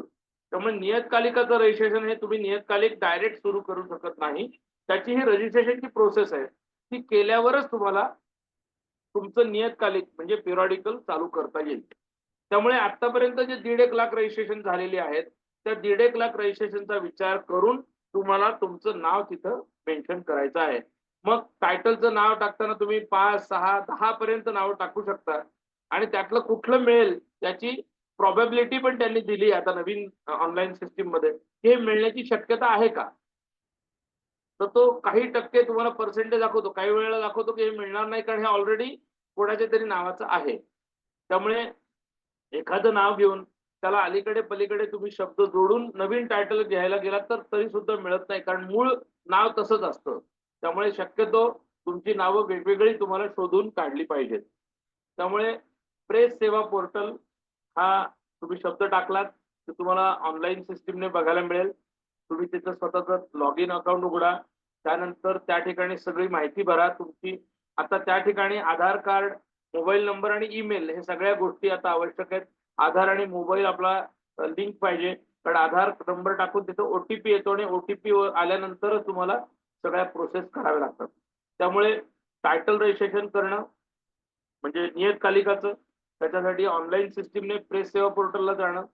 आता त्या केसमध्ये पूर्वी जसं कलेक्टर ऑफिसला जाऊन डिक्लेरेशन करा वगैरे यातली कोणतीही प्रोसेस आता करायची गरज राहिलेली नाही. हा जो कायदा डिसेंबर 23 ला आला पी-आर-पी ऍक्ट, त्याची अंमलबजावणी आणि रूल्स वगैरे येऊन प्रत्यक्ष सुरू झालं ह्या 1 मार्च 2024 पासून. म्हणजे आता 6 महिने होत आहेत. त्यामुळे आत्ताच 6 महिन्यापूर्वीच हा एका अर्थाने नवीन कायदा आणि त्याची अंमलबजावणी प्रत्यक्ष सुरू झाली. त्यामुळे आपल्याला त्या पद्धतीने जायचं. आपल्याला प्रिंटिंग प्रेस पण नक्की करावा लागतो. प्रिंटिंग प्रेस जो आपल्याला सिलेक्ट करायचा आहे आपल्या नियतकालिकासाठी, त्या प्रिंटिंग प्रेसचं आधी रजिस्ट्रेशन तिथं झालेलं पाहिजे. नसेल तर त्याला करायला सांगायचं आणि मग तुम्हाला तो सिलेक्ट करता येतो. त्यामुळे प्रिंटिंग प्रेस सिलेक्ट करणं असेल तुमचं एक ऍफिडेव्हिट आहे की मी कोणत्याही प्रकारचे गैर गोष्टी छापणार नाही. भारताला, राज्यघटनेला, संविधानाला, कायद्याला जे अभिप्रेत आहे, जे आवश्यक आहे, जे चुकीचं नाही असं योग्य तेच मी छापेन, अशा प्रकारचं एक फॉर्मॅट केलेलं ऍफिडेव्हिट आहे. ते पण तुम्हाला नोटराईज करून तिथं अपलोड करायचं आहे. सगळ्या गोष्टी फिजिकल पाठवायच्या नाहीत, सगळ्या अपलोड करायच्या आहेत आणि त्या टाकून तुमचं आधार, पॅन हे सगळ्या गोष्टी टाकून तुम्हाला रजिस्ट्रेशन करायचं. आता एक चांगली गोष्ट PRP ऍक्ट मध्ये झाली आहे की हे सगळं तुम्ही टाकल्यानंतर पूर्ण प्रोसेस झाल्यावर किमान 60 दिवसाच्या आत, म्हणजे 60 दिवसातच त्याला लिमिट आहे. त्याच्या 60 दिवस झाले की तुम्हाला रजिस्ट्रेशन मिळू शकतं. त्यामुळे आता ते लेंदी प्रोसेस वर्ष 2-2 वर्ष जे पेंडिंग पडायचं ते आता सगळं संपलंय आणि या PRP ऍक्ट नुसार तुम्हाला नवीन सगळ्या गोष्टी ह्या करता येणं शक्य आहे. त्यामुळे हा जो विभाग आहे, press press and press registration of periodicals act, PRP act, त्याचं जे ऑफिस आहे त्याला PRGI नावाचं ऑफिस म्हणतात. पूर्वी ह्याच विभागाला RNI असं म्हणायचे. तुम्हाला काही जणांना तुमच्यापैकी RNI हा शब्द माहित असेल. RNI म्हणजे registrar of newspaper for India. इथं न्यूजपेपर हा शब्द होता, तो काढून टाकला आणि तिथं पिरियडिकल शब्द आला. म्हणजे press registrar general of India असा शब्द आता PRGI ऑफिस असं त्याला म्हणतात, जे पूर्वी RNI ऑफिस होतं. तिथं RNI मधला एन हा न्यूजपेपर होता. आता न्यूजपेपर हा एक शब्द राहिला नाही, तर त्या जागेवर पिरियडिकल हा शब्द आलाय. म्हणजे सर्व प्रकारची नियतकालिकं. आतापर्यंत व्हायचं असं की मासिक असो, दिवाळी अंक असो, त्याला न्यूजपेपर असा शब्द वापरला जायचा. खरं म्हणजे ते न्यूजपेपर नाही. त्यामुळे न्यूजपेपर म्हणजे डेली न्यूजपेपर. त्यामुळे सगळ्याला सरसकट त्यांनी आता पिरियडिकल असा शब्द दिलेला आहे. त्यामुळे अशा प्रकारचं RNIचं रजिस्ट्रेशन म्हणजे पूर्वीचं RNI, आताचं प्रेस रजिस्ट्रार जनरलचं पिरियडिकलचं रजिस्ट्रेशन हे तुम्हाला ऑनलाईन सिस्टीमने करता येतं. त्यामुळे त्या प्रेस सेवा पोर्टलवर जाऊन तुम्ही नियतकालिकासाठी हे सगळं काम करू शकता. एकाच वेळी तुम्ही पुस्तक प्रकाशन आणि नियतकालिक हे दोन्ही व्यवसाय एकाच वेळी करू शकता का? हो, त्याला कोणतीही अडचण नाही. त्यामुळे तेही छापणारा प्रकाशक म्हणून तुम्ही आहात, हेही छापणारे प्रकाशक आहात. त्यामुळे तुम्ही त्या प्रकाशन संस्थेच्या अंतर्गत तुमचं नियतकालिक चालू करायचं असेल तरी तुम्हाला करता येणं शक्य आहे. त्यात कोणतीही तांत्रिक कायदेशीर अडचण नाही. त्यामुळे अशा पद्धतीचं एकूण रजिस्ट्रेशन सिस्टीम आपली आहे. या रजिस्ट्रेशन सिस्टीम मध्ये मी म्हटलं तसं की खूप मुद्दे तुम्हाला सांगण्याचा प्रयत्न आहे आणि यातले काही मुद्दे तुम्हाला वेबसाईटवरच बघायला मिळतील की ज्याच्यातनं तुम्हाला हे करता येईल. आता मित्रांनो लक्षात घ्या की पुस्तकं विक्रीची मी मग म्हटलं तसं डिस्ट्रीब्युशन सिस्टीम मी काल काही सांगितली. तशी वेगवेगळी डिस्ट्रीब्युशन सिस्टीम पुस्तक प्रदर्शनाच्या निमित्ताने असते. तिथं देखील आपण भाग घेतला पाहिजे. तसंच भारत सरकार आणि केंद्र सरकार यांच्या वतीने पुस्तकं खरेदीची योजना असते. नॅशनल बुक ट्रस्ट सारखे काही विषय, हे सगळे विषय थोडे उद्या मी घेतो, कारण उद्या ह्यातले बऱ्याच गोष्टी आहेत. साहित्य अकादमी म्हणजे काय, महाराष्ट्र साहित्य परिषद काय, NBT काय आहे, या सगळ्यामध्ये न्यूजपेपर रिलेटेड असलेला त्यांना जाहिराती कशा मिळतात, पुस्तकांना मिळत नाहीत मात्र न्यूजपेपर रिलेटेड असतात त्यांना जाहिराती मिळतात, त्या कुठून मिळतात, त्याचं रजिस्ट्रेशन कुठं असतं, या सगळ्या जिल्हा माहिती कार्यालय म्हणजे काय, PIB म्हणजे काय, प्रेस इन्फॉर्मेशन ब्युरो म्हणजे काय, हे सगळे मुद्दे जे राहिलेले मुद्दे आहेत हे सगळे उद्याच्या भागामध्ये आहेत. त्यामुळे आजच्या भागामध्ये आपल्याला बेसिकली ह्या रजिस्ट्रेशन सिस्टीम्स बघायच्या होत्या. कॉपीराईट, ट्रेडमार्क सारखे विषय बघायचे होते. ISBN सारखे विषय बघायचे होते. तिसरा एक सेक्शन राहिलाय, तो पण आता कव्हर करूया. जसं ISBN पुस्तकांसाठी आहे आणि PRGI म्हणजे पूर्वीचा RNI नियतकालिकांसाठी आहे, तसं रिसर्च जर्नलसाठी, कॉलेज युनिव्हर्सिटीसाठी ISSN नावाचा प्रकार आहे. ISSN म्हणजे इंटरनॅशनल स्टँडर्ड सिरियल नंबर. मगाशी मी सांगितलं ISBN म्हणजे इंटरनॅशनल स्टँडर्ड बुक नंबर आणि आता मी सांगतोय ते इंटरनॅशनल स्टँडर्ड सिरियल नंबर. हा सिरियल नंबर म्हणजे ISSN हा जो नंबर आहे तो देणारी स्वतंत्र यंत्रणा आहे. ही ISBN ची नाही, ती केंद्र सरकारची स्वतंत्र यंत्रणा आहे. ती यंत्रणा केंद्र सरकारच्या सायन्स अँड टेक्नॉलॉजी मिनिस्ट्री मार्फत बघितली जाते. बघा मित्रांनो, 3 वेगवेगळ्या मिनिस्ट्री आहेत. नियतकालिक पिरियडिकल ऍक्ट करणारी यंत्रणा आहे इन्फॉर्मेशन ब्रॉडकास्टिंग मिनिस्ट्रीची, संपली. पुस्तकासाठी आहे ISBN, त्याची मिनिस्ट्री आहे एज्युकेशन म्हणजे पूर्वीची HRD मिनिस्ट्री. आणि आता मी तिसरी सांगतोय ती थिसिस किंवा रिसर्च जर्नल पेपर पब्लिश करणं, जर्नल जे एज्युकेशन रिलेटेड आहे ते पब्लिश करणं असेल त्याला ISSN नंबर लागतो आणि ISSN नंबर देणारी मिनिस्ट्री आहे सायन्स अँड टेक्नॉलॉजी. niscare.res.in त्याचं तुम्हाला दिलंच आहे मी सगळं नोट्समध्ये. या वेबसाईटवर जाऊन तुम्ही ISSN ची नोंदणी ISSN हे तुम्हाला प्रिंटसाठी म्हणजे मॅगझिन प्रिंटिंगसाठी पण मिळू शकतं किंवा वेबसाईट ऑनलाईनसाठी पण मिळू शकतं.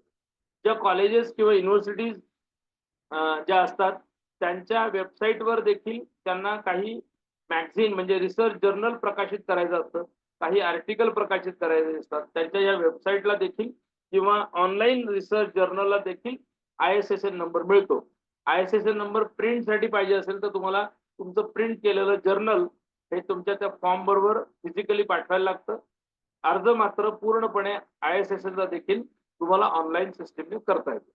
त्यामुळे ISSN हा एक स्वतंत्र विषय आहे, ISBN हा स्वतंत्र विषय आहे आणि पिरियॉडिकल RNI म्हणजे पूर्वीचा RNI आताचं प्रेस रजिस्ट्रार जनरल हा स्वतंत्र. असे तिन्ही विभाग वेगळे, त्याच्या सिस्टीम वेगळ्या, त्याच्या वेबसाईट वेगळ्या आहेत आणि त्याची कार्यपद्धती पण थोडी फार वेगळी आहे. त्यामुळे ISBN, ISSN, RNI या सगळ्या संदर्भामध्ये आणि वेगळा कॉपीराईटचा मुद्दा या सगळ्या संदर्भामधले बारकावे लक्षात घ्या.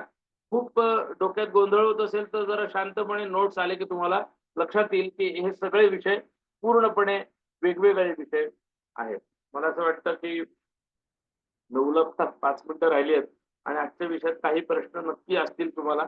तर तुमच्यातल्या ज्यांना ज्यांना असं वाटतं त्यांनी जरूर प्रश्न थोडक्यात विचारावे. आपला व्हिडिओ चालू करा, ऑडिओ चालू करा. बऱ्याच जणांनी काही लेखी काही प्रश्न विचारले होते पण मला वाटतं ते सगळे माझ्या बोलण्यामध्ये बहुतेक कव्हर झालेत. काही राहिले नसतील आपण एक एक करून विचारू शकतो.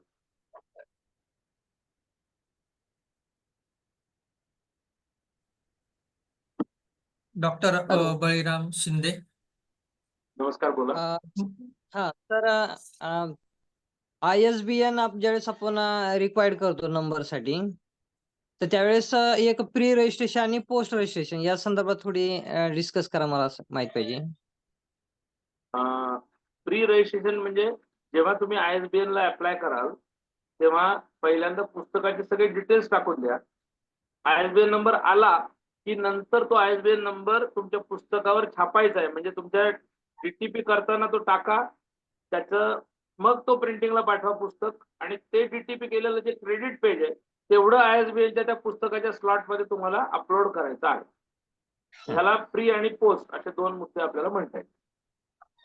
आणि सर एक दुसरा एक माझा असा प्रश्न आहे, ISSN शक्य असेल तुमचा व्हिडिओ चालू करा, शक्य असेल तर. म्हणजे मला लक्षात येतं कोण बोलतोय. शक्य असेल.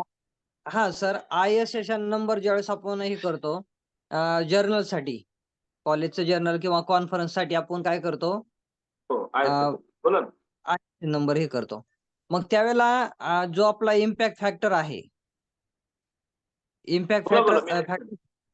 इम्पॅक्ट फॅक्टर कसा हे करायचा किंवा UGC रेफर्ड किंवा रिव्ह्यू अशा संदर्भात काही संकल्पना आहेत त्या संदर्भात थोडी. युनिव्हर्सिटी ग्रँट कमिशन हा जो UGC नावाचा प्रकार आहे तो UGC हा. किंवा त्यातला ISSN मधला एक मुद्दा माझं वाक्य सांगायचं राहिलं ते असं की हा. जे रिसर्च जर्नल तुमचं प्रकाशित होणार आहे त्या हा. जर्नलमध्ये जर का ISSN नंबर त्या जर्नलला मिळालेला असेल तर हा. त्यामध्ये छापलेल्या आर्टिकल्सना त्या प्रोफेसर्सना PhD करताना वेगळे मार्क्स मिळतात. जर ISSN नंबर नसलेलं मासिक असेल तर ते मार्क्स त्यांना मिळत नाही. हा झाला पहिला विषय. दुसरं, युनिव्हर्सिटी ग्रँट कमिशन जे आहे विद्यापीठासाठी युनिव्हर्सिटीसाठी जे UGC आहे ते UGC मध्ये वेगवेगळ्या प्रकारची रजिस्ट्रेशन आहेत. त्यातलं रिसर्च जर्नलचं रजिस्ट्रेशन हा स्वतंत्र विषय आहे. पण UGCच्या रजिस्ट्रेशन बद्दल मी स्वतः त्याचं काम पाहत नाही. त्यामुळे मी UGCच्या बद्दल आता तुम्हाला फार माहिती देऊ शकणार नाही. पण एक गोष्ट नक्की की UGC ला लिस्टिंग करावं लागतं आणि ते लिस्टिंग त्या संबंधित युनिव्हर्सिटीने करावं लागतं. आपल्याला व्यक्तिगत करता येत. सर काय असतं की आमच्या महाविद्यालयामध्ये दरवर्षी एखादी कॉन्फरन्स होते, वर्कशॉप हो. होतं, त्याचं एक मॅगझिन किंवा जर्नल पब्लिश होतं. मग हे आम्हाला कोणाची तरी माहिती घ्यावं लागते किंवा कोणाकडे तरी पाया नाही पडावं लागतं मग नाही ट्रेन नाही, करावं पाया लागतं. नाही पडायचं. जे तुम्ही स्वतःच हां, ISSN घ्या ना. तुम्ही स्वतःला ISSN नंबर मिळवा, झालं काम तुमचं. हां. एकदा मग ही ISSN आमची मिळाला, एकदा तुम्हाला ISSN मिळाला की तुमचं UGC ला लिस्टिंगला सोपं होतं. डायरेक्ट युनिव्हर्सिटी पाठवू शकते UGC. म्हणजे आलं लक्षात? ISSN आणि ISSN ची एकच प्रोसेस आहे समजा फक्त वेबसाईट वेगवेगळ्या आहेत. वेबसाईट वेगळ्या, मिनिस्ट्री वेगळ्या आहेत, सगळं वेगळं. अच्छा. Thank you sir. येस. चला आता बरेच हात वर आहेत, एकेकाचे घेऊ आपण प्रश्न. ओमकार सर. बोला. ओंकारजी बोला. दुसरे घ्या तोपर्यंत. डॉक्टर संजयजी आपण बोला. Hello hello. हा, ओंकारजी बोला. शक्य हा. असेल तर व्हिडिओ चालू करून बोला, मला कळतं म्हणजे कोण बोलतं. Okay okay. शक्य असेल तर, नाही तर बोलायला सुरुवात करा. ओके. नाही, मला असा प्रश्न विचारायचा होता की म्हणजे पब्लिकेशन बनणं हा माझा पुढचा टप्पा आहे. करंटली ॲज अ बुक विक्रेता म्हणून मी एक प्रश्न विचारतो. म्हणजे आज जो आपण ISBN बद्दल बोलत होतो, तर याच्याबद्दल मी पण रिसर्च करत होतो की बाबा कसं करायचं, काय करायचं. तर त्याच्यामध्ये मला असं विचारायचं आहे की जर मी रजिस्टर झालो, तर जेवढे ISBN तिथे रजिस्टर आहेत ज्या वेबसाईटवरती, तिथून मला सगळ्या पुस्तकांची माहिती मिळू शकेल का? फॉर माय ओन रिसर्च, म्हणजे जर मला हे मिळेल ना. करायचं असेल तर. तुमच्याकडे ISBN नंबर पाहिजे, पण तो नंबर नंबर तर तुम्हाला कसा? वेबसाईट वरतीच आहेत. हा, नाही, नंबर वेबसाईट वर आहे म्हणजे ते तुम्हाला लिस्ट प्रमाणे मग चेक करत करत जावं लागेल. तुम्हाला कुठलं हवंय ते तुम्हाला ते सर्च करावं लागेल. Okay okay okay. ठीक आहे, चालेल. थँक्यू. येस. चला नेक्स्ट. डॉक्टर संजयजी बोला.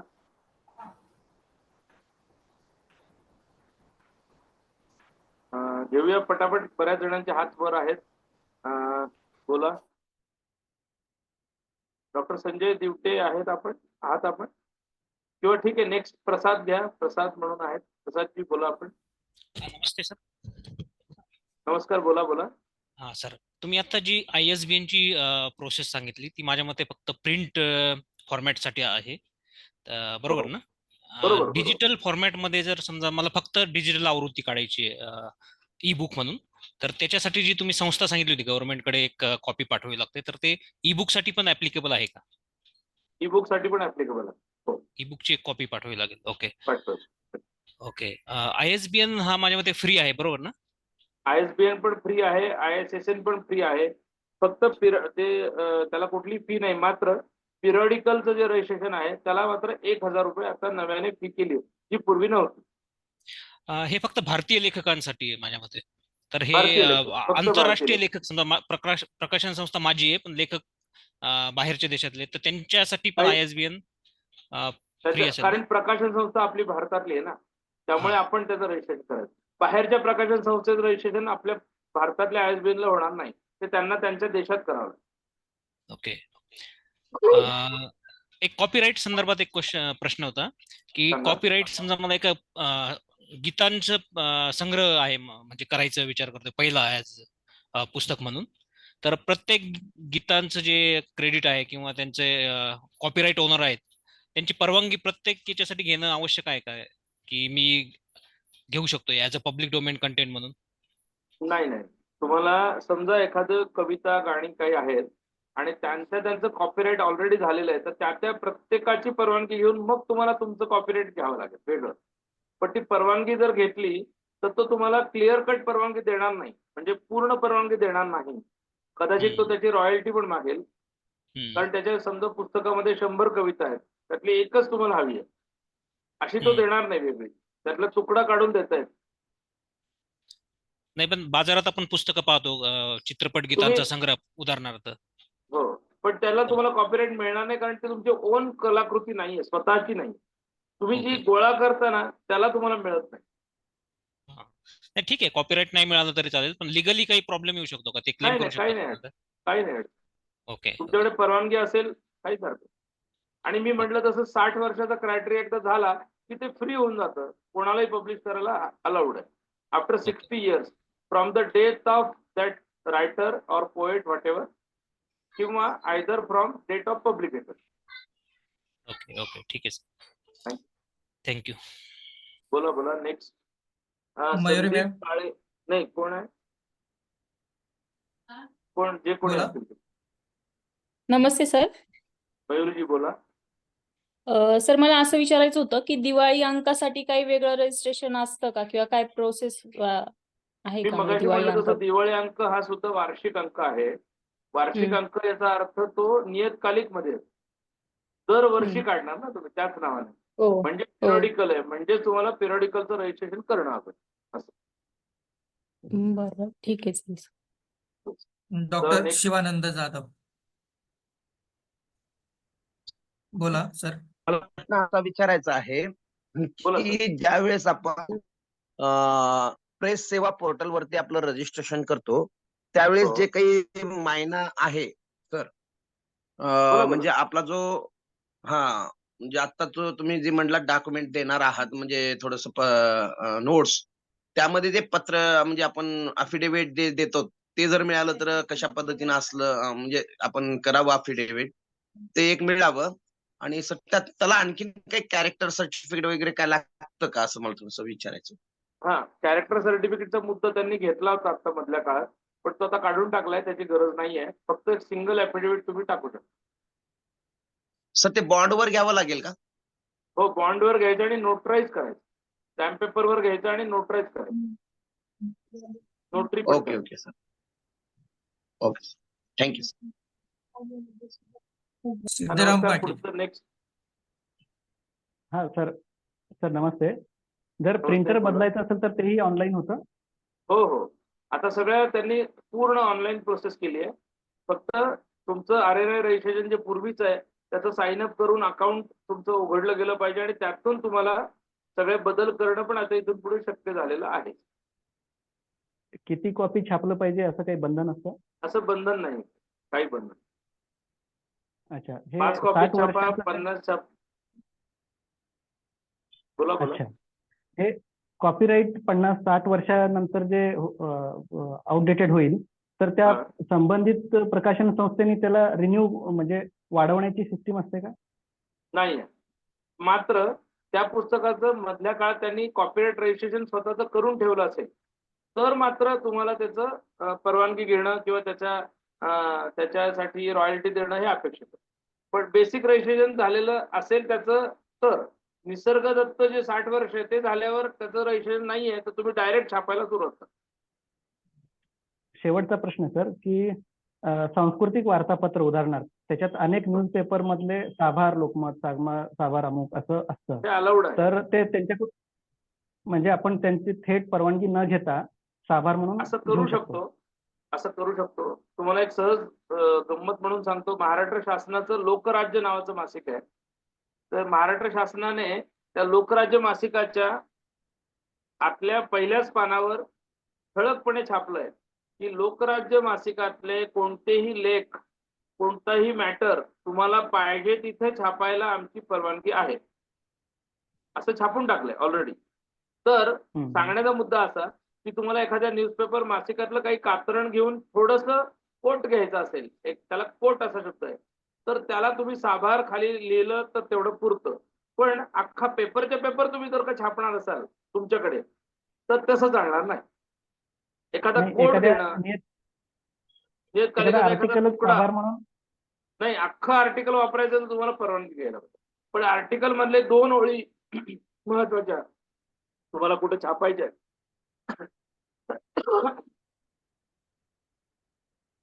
तर मात्र तुम्हाला परवानगी घेणं पूर्ण घ्यायचं असेल तर परवानगी घेणं अपेक्षित. म्हणजे बातमी वगैरे पण पूर्ण घ्यायचं असेल तर परवानगी घ्यायला पाहिजे. आता आणि ह्या फक्त साभार केसमध्ये म्हटलं तर लेखीच चालत नाही. परवानगी घेतली पाहिजे असं नाही. काही वेळेला संबंध असतात. आपण संपादकांना फोन केला की मी असं असं करतोय छापू का ते हो म्हणतात. आता मधल्या काळात मीच एक महाराष्ट्र टाइम्स मध्ये एक लेख मला आली होती. तर लेखक जे होते ते माझे परिचित होते. महाराष्ट्र टाइम्सने छापलेली होती. मी त्या संपादकांना फोन केला की लेखकाची तयारी आहे तुमच्या लेख मला आलेली त्याचं एकत्र करून मला पुस्तक छापायचं आहे. ते म्हणले छापून टाका. मी म्हटलं लेखी पाहिजे का ते म्हटले गरज नाही. आता एवढं सुद्धा आपल्याला तोंडी पण पुरतं, कारण तेवढा आपला रिलेशन पण असतं. पण जिथं तुम्हाला शंका आहे तिथं लेखी कागद घेऊन ठेवा.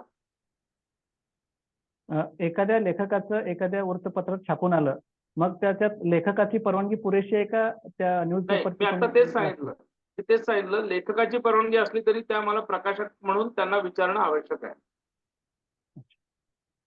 ठीक आहे, धन्यवाद. नमस्कार. चला नेक्स्ट. अलका मॅम सर मला बोला. ट्रेडमार्क रजिस्ट्रेशन बद्दल विचारायचं आहे सर, हो, की ते कुठे करावं आणि हे कंपल्सरी ट्रेडमार्क आहे का? त्याला मिनिस्ट्री खर्च किती येतो? सांगतो. Ministry of commerce and industries जे गव्हर्नमेंट ऑफ इंडियाचं आहे, त्याला हा, हा. पेटंट, ट्रेडमार्क आणि कॉपीराईट हे सगळं एकाच याच्यात आहे, पण मात्र त्याच्या वेबसाईट वेगळ्या आहेत. ट्रेडमार्क पेटंटसाठी ipindia.gov.in नावाची वेबसाईट आहे.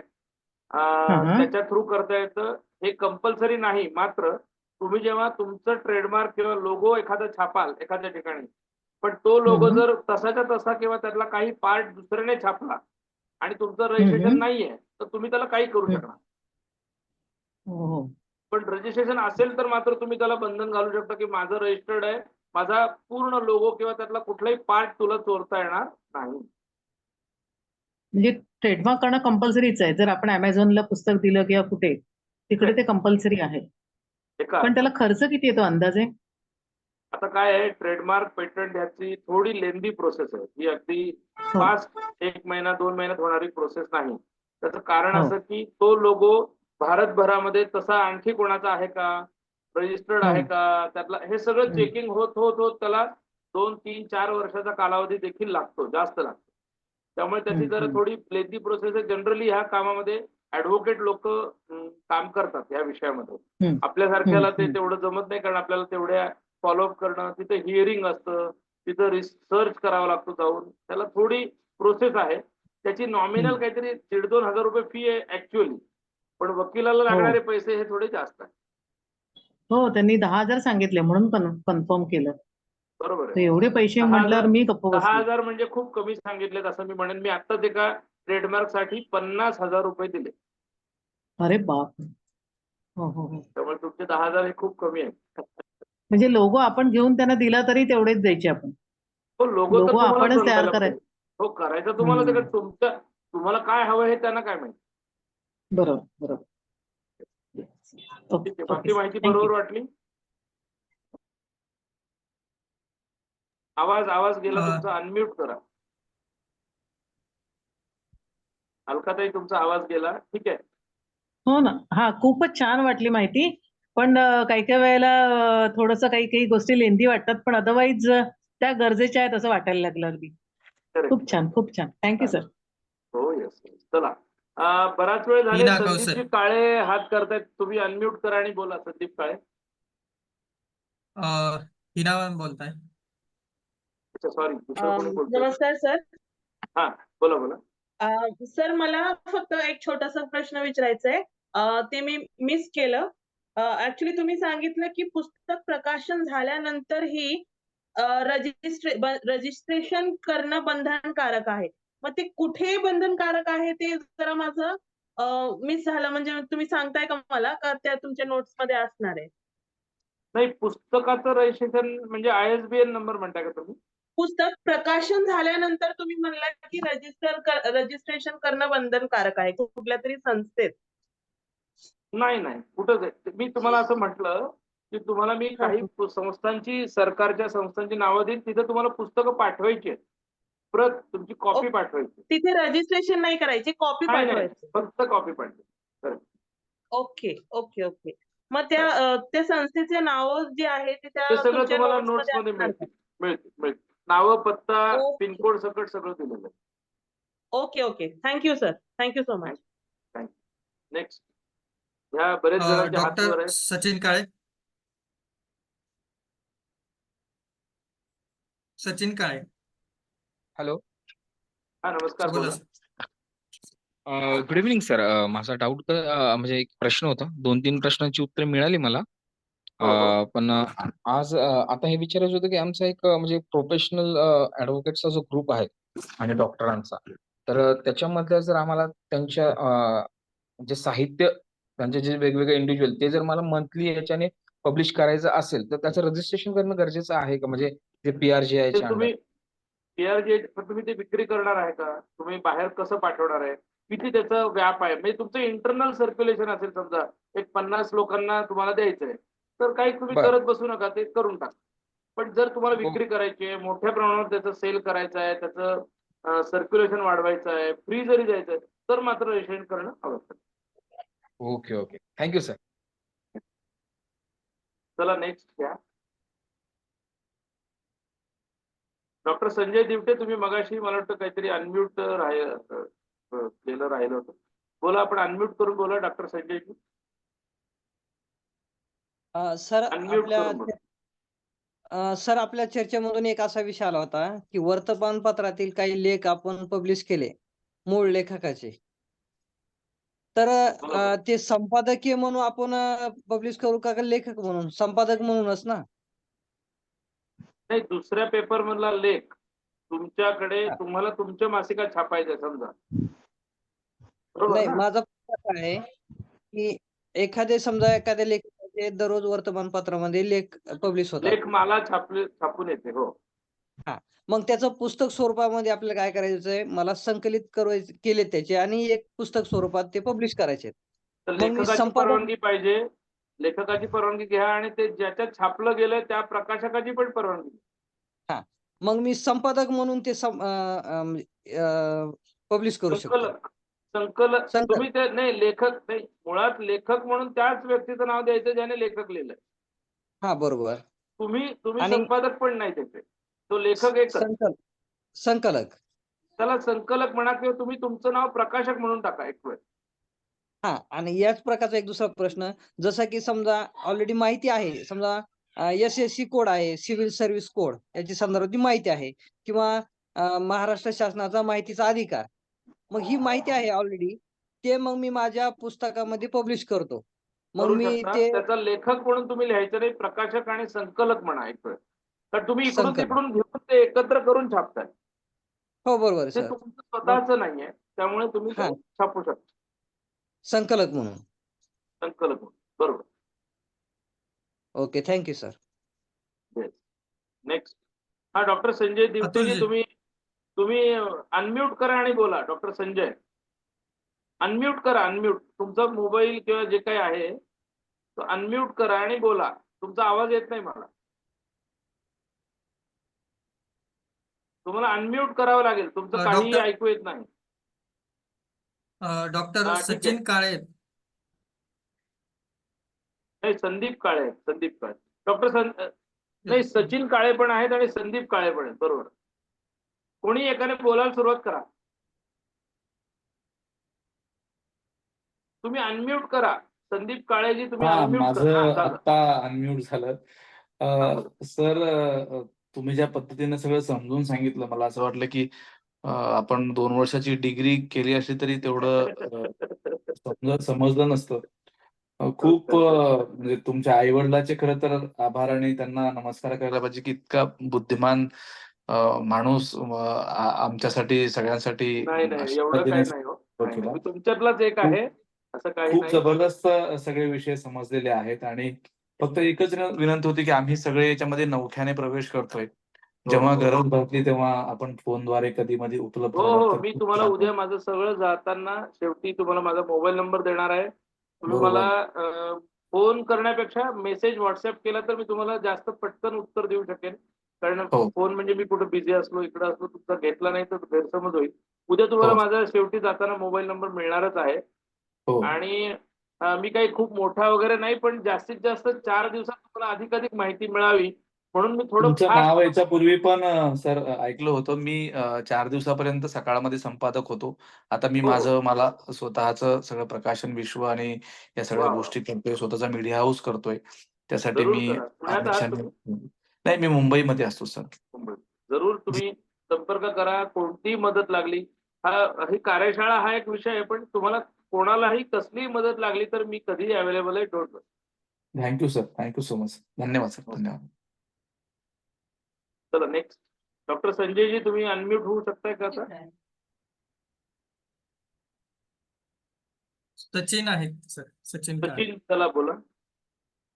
आज खूप जण आहेत, आपल्याला पटपट घेऊया आपण.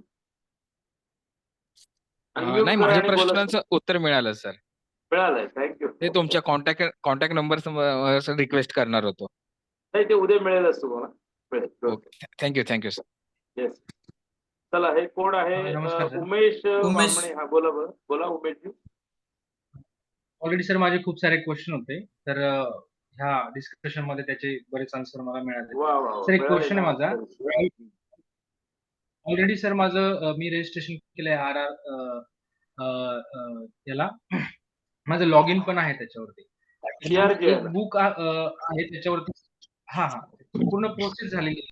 तर त्याच्यामध्ये 75 मी जेव्हा दुसरं बुक ती रजिस्ट्रेशन करण्यासाठी त्याच्यावरती प्रोसेस करताना अगोदरचं जे बुक आहे त्याच्यावरती त्यांचं म्हणणं असं आहे की 75% प्रोसेस तुमची झालेली आहे 25, त्याच्यामुळे ते पुढची प्रोसेस होत नाही. मला वाटतं माझं बुक त्याच्यावरती अपलोड त्याचा करायचं राहील. रिझल्ट पूर्ण झाल्यावर तुम्हाला पुढचं मिळेल. पहिलं पूर्ण झाल्याशिवाय दुसरं नाही म्हणा. मग मला सर बुक पूर्ण अपलोड करावं लागेल का त्याच्यावरती? नाही, बुक नाही, तुम्हाला मॅगझिन किंवा पेरियडिकल करायचं ना, साप्ताहिक मासिक काहीतरी करायचं. माझं बुक आहे sir.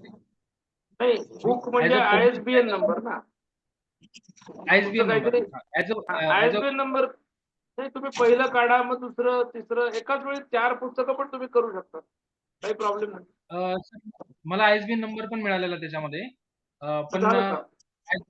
As a commercial publisher म्हणून मी रजिस्ट्रेशन केलंय त्याच्यामध्ये.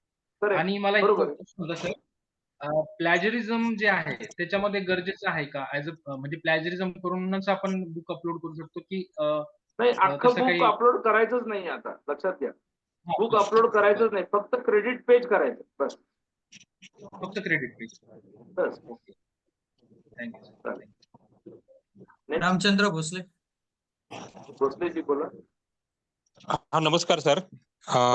तुम्ही आमच्या ज्ञानमार्गाचा प्रचार प्रसार करण्यासाठी मोठा हायवे उपलब्ध करून दिलेला आहे आणि त्याबद्दल तुमचे खरंच आभार. आणि 2-3 दिवस आज झालं ऐकलेलं जे आहे ते तुम्ही खूप वेळा म्हणतात थोडक्यात सांगितलं, पण समुद्र तळ गाठायची वेळ आलेली, एवढं खूप मिळालेलं आहे.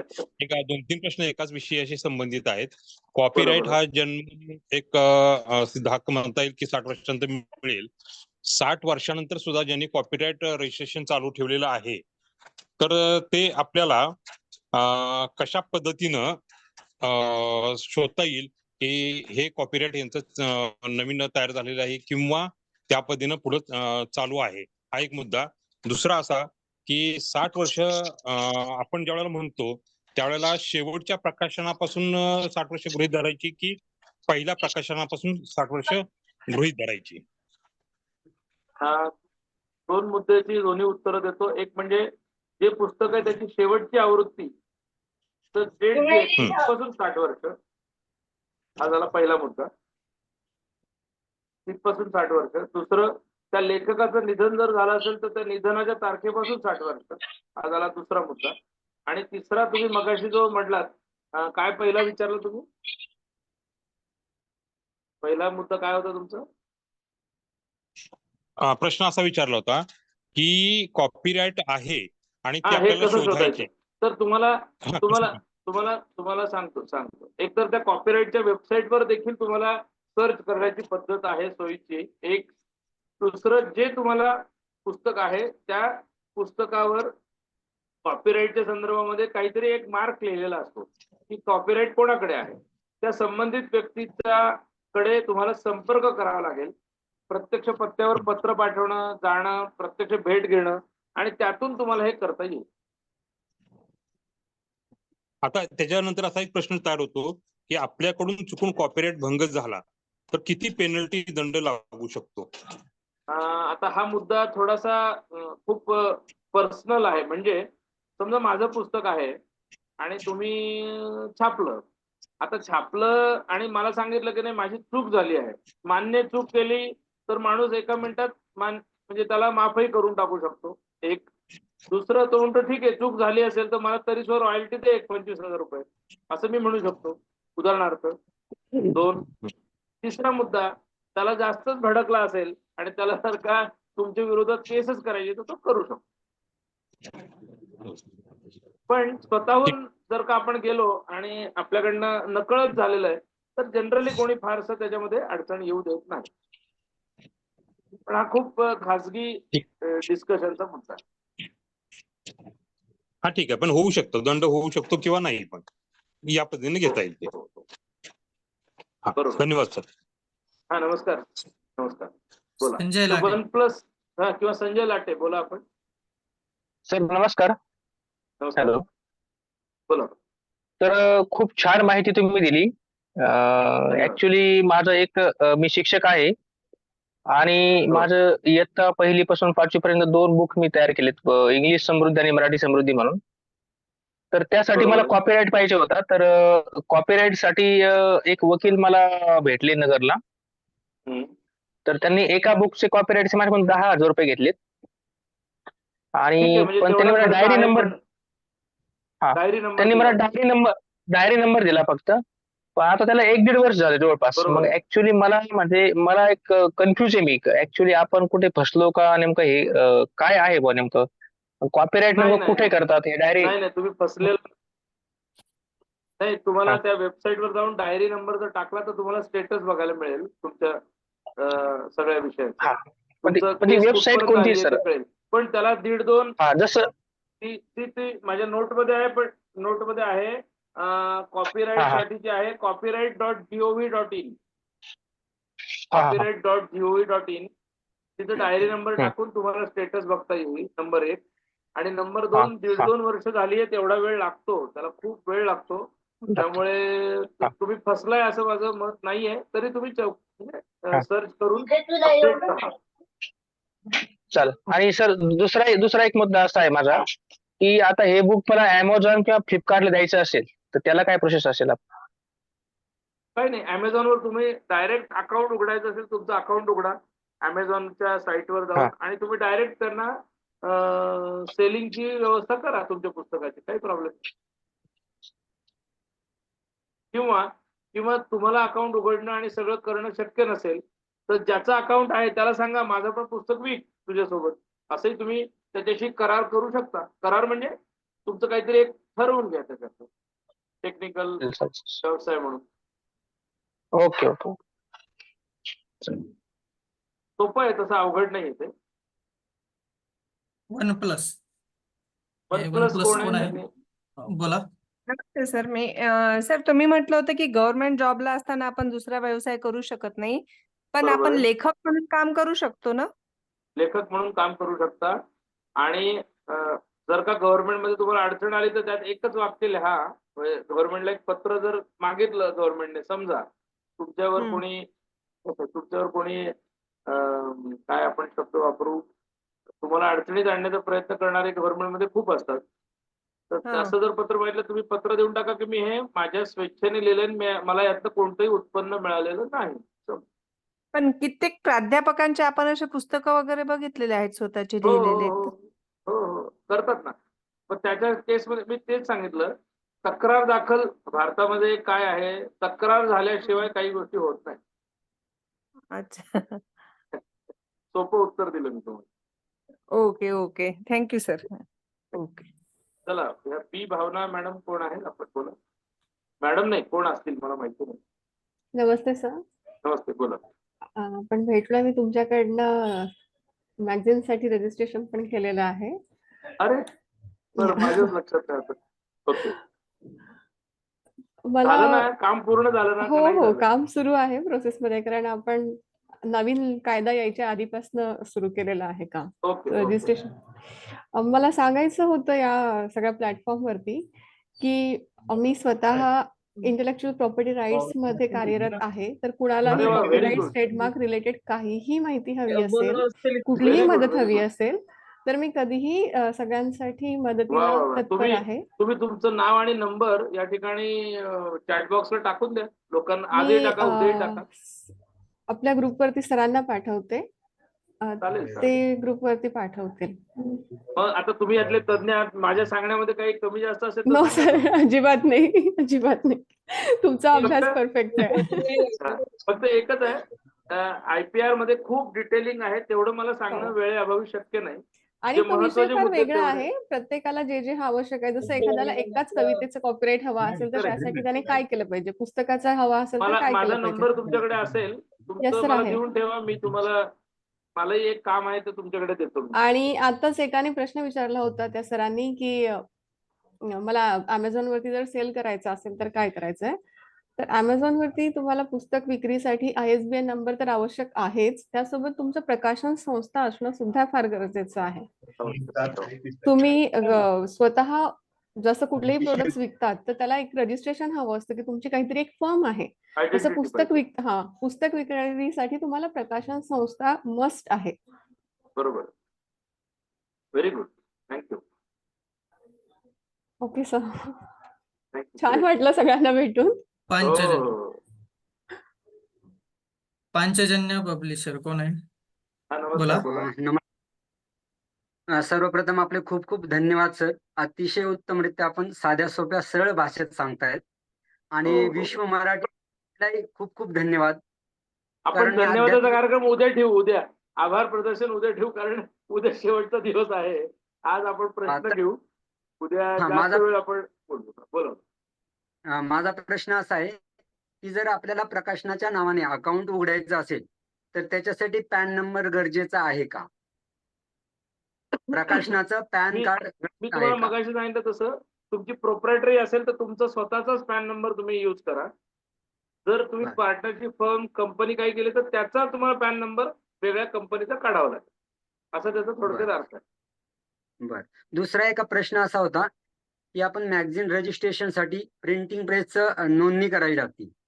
सेम जिल्ह्यात हवं, सेम शहरात हवं का जिल्हा किंवा शहर बदललं चालतं? आता तो विषय संपला. नवीन ऑनलाईन मध्ये तुम्ही पुण्यात आहात आणि तुम्हाला दिल्लीहून प्रिंटिंग करायचंय, काही प्रॉब्लेम नाही. त्याचं रजिस्ट्रेशन झालेलं पाहिजे प्रिंटिंग प्रेसचं, बस. Online okay. ते तुम्हाला सिलेक्ट ओके. करायचं झालं. धन्यवाद. धन्यवाद. थँक्यू. नमस्कार. हा, आता 3च राहिलेले आहेत. मला वाटतं त्यांचे घेऊ पटपट आपण. प्रसादजी, रामचंद्र भोसलेंचं झालंय मला वाटतं प्रसादजी मगाशी. बोला. सर, एक बोलायचं होतं. तर मॅडमनी जे सांगितलं त्यात थोडंसं माझं अनुभव सांगतो मी. माझे ऑलरेडी Amazonवर काही आहेत, ई बुक आहेत. मी काय प्रिंट म्हणजे ते बाहेरच्या Very good, देशात very good. विकतो मी. Madam good. जसे म्हटलं तसं त्याला काही प्रकाशन संस्था स्थापन करायची किंवा काही गरज नाहीये. आपलं स्वतःचं वैयक्तिक KDP अकाउंट म्हणतात त्याला, ते असेल तरी चालतं. आणि ई बुक म्हणजे काय, ISBN नंबर सुद्धा गरजेचा नाही, कारण Amazon त्यांचा SIN नंबर देतो फक्त ते. तर फक्त ते Amazon साठी लिमिटेड आहे.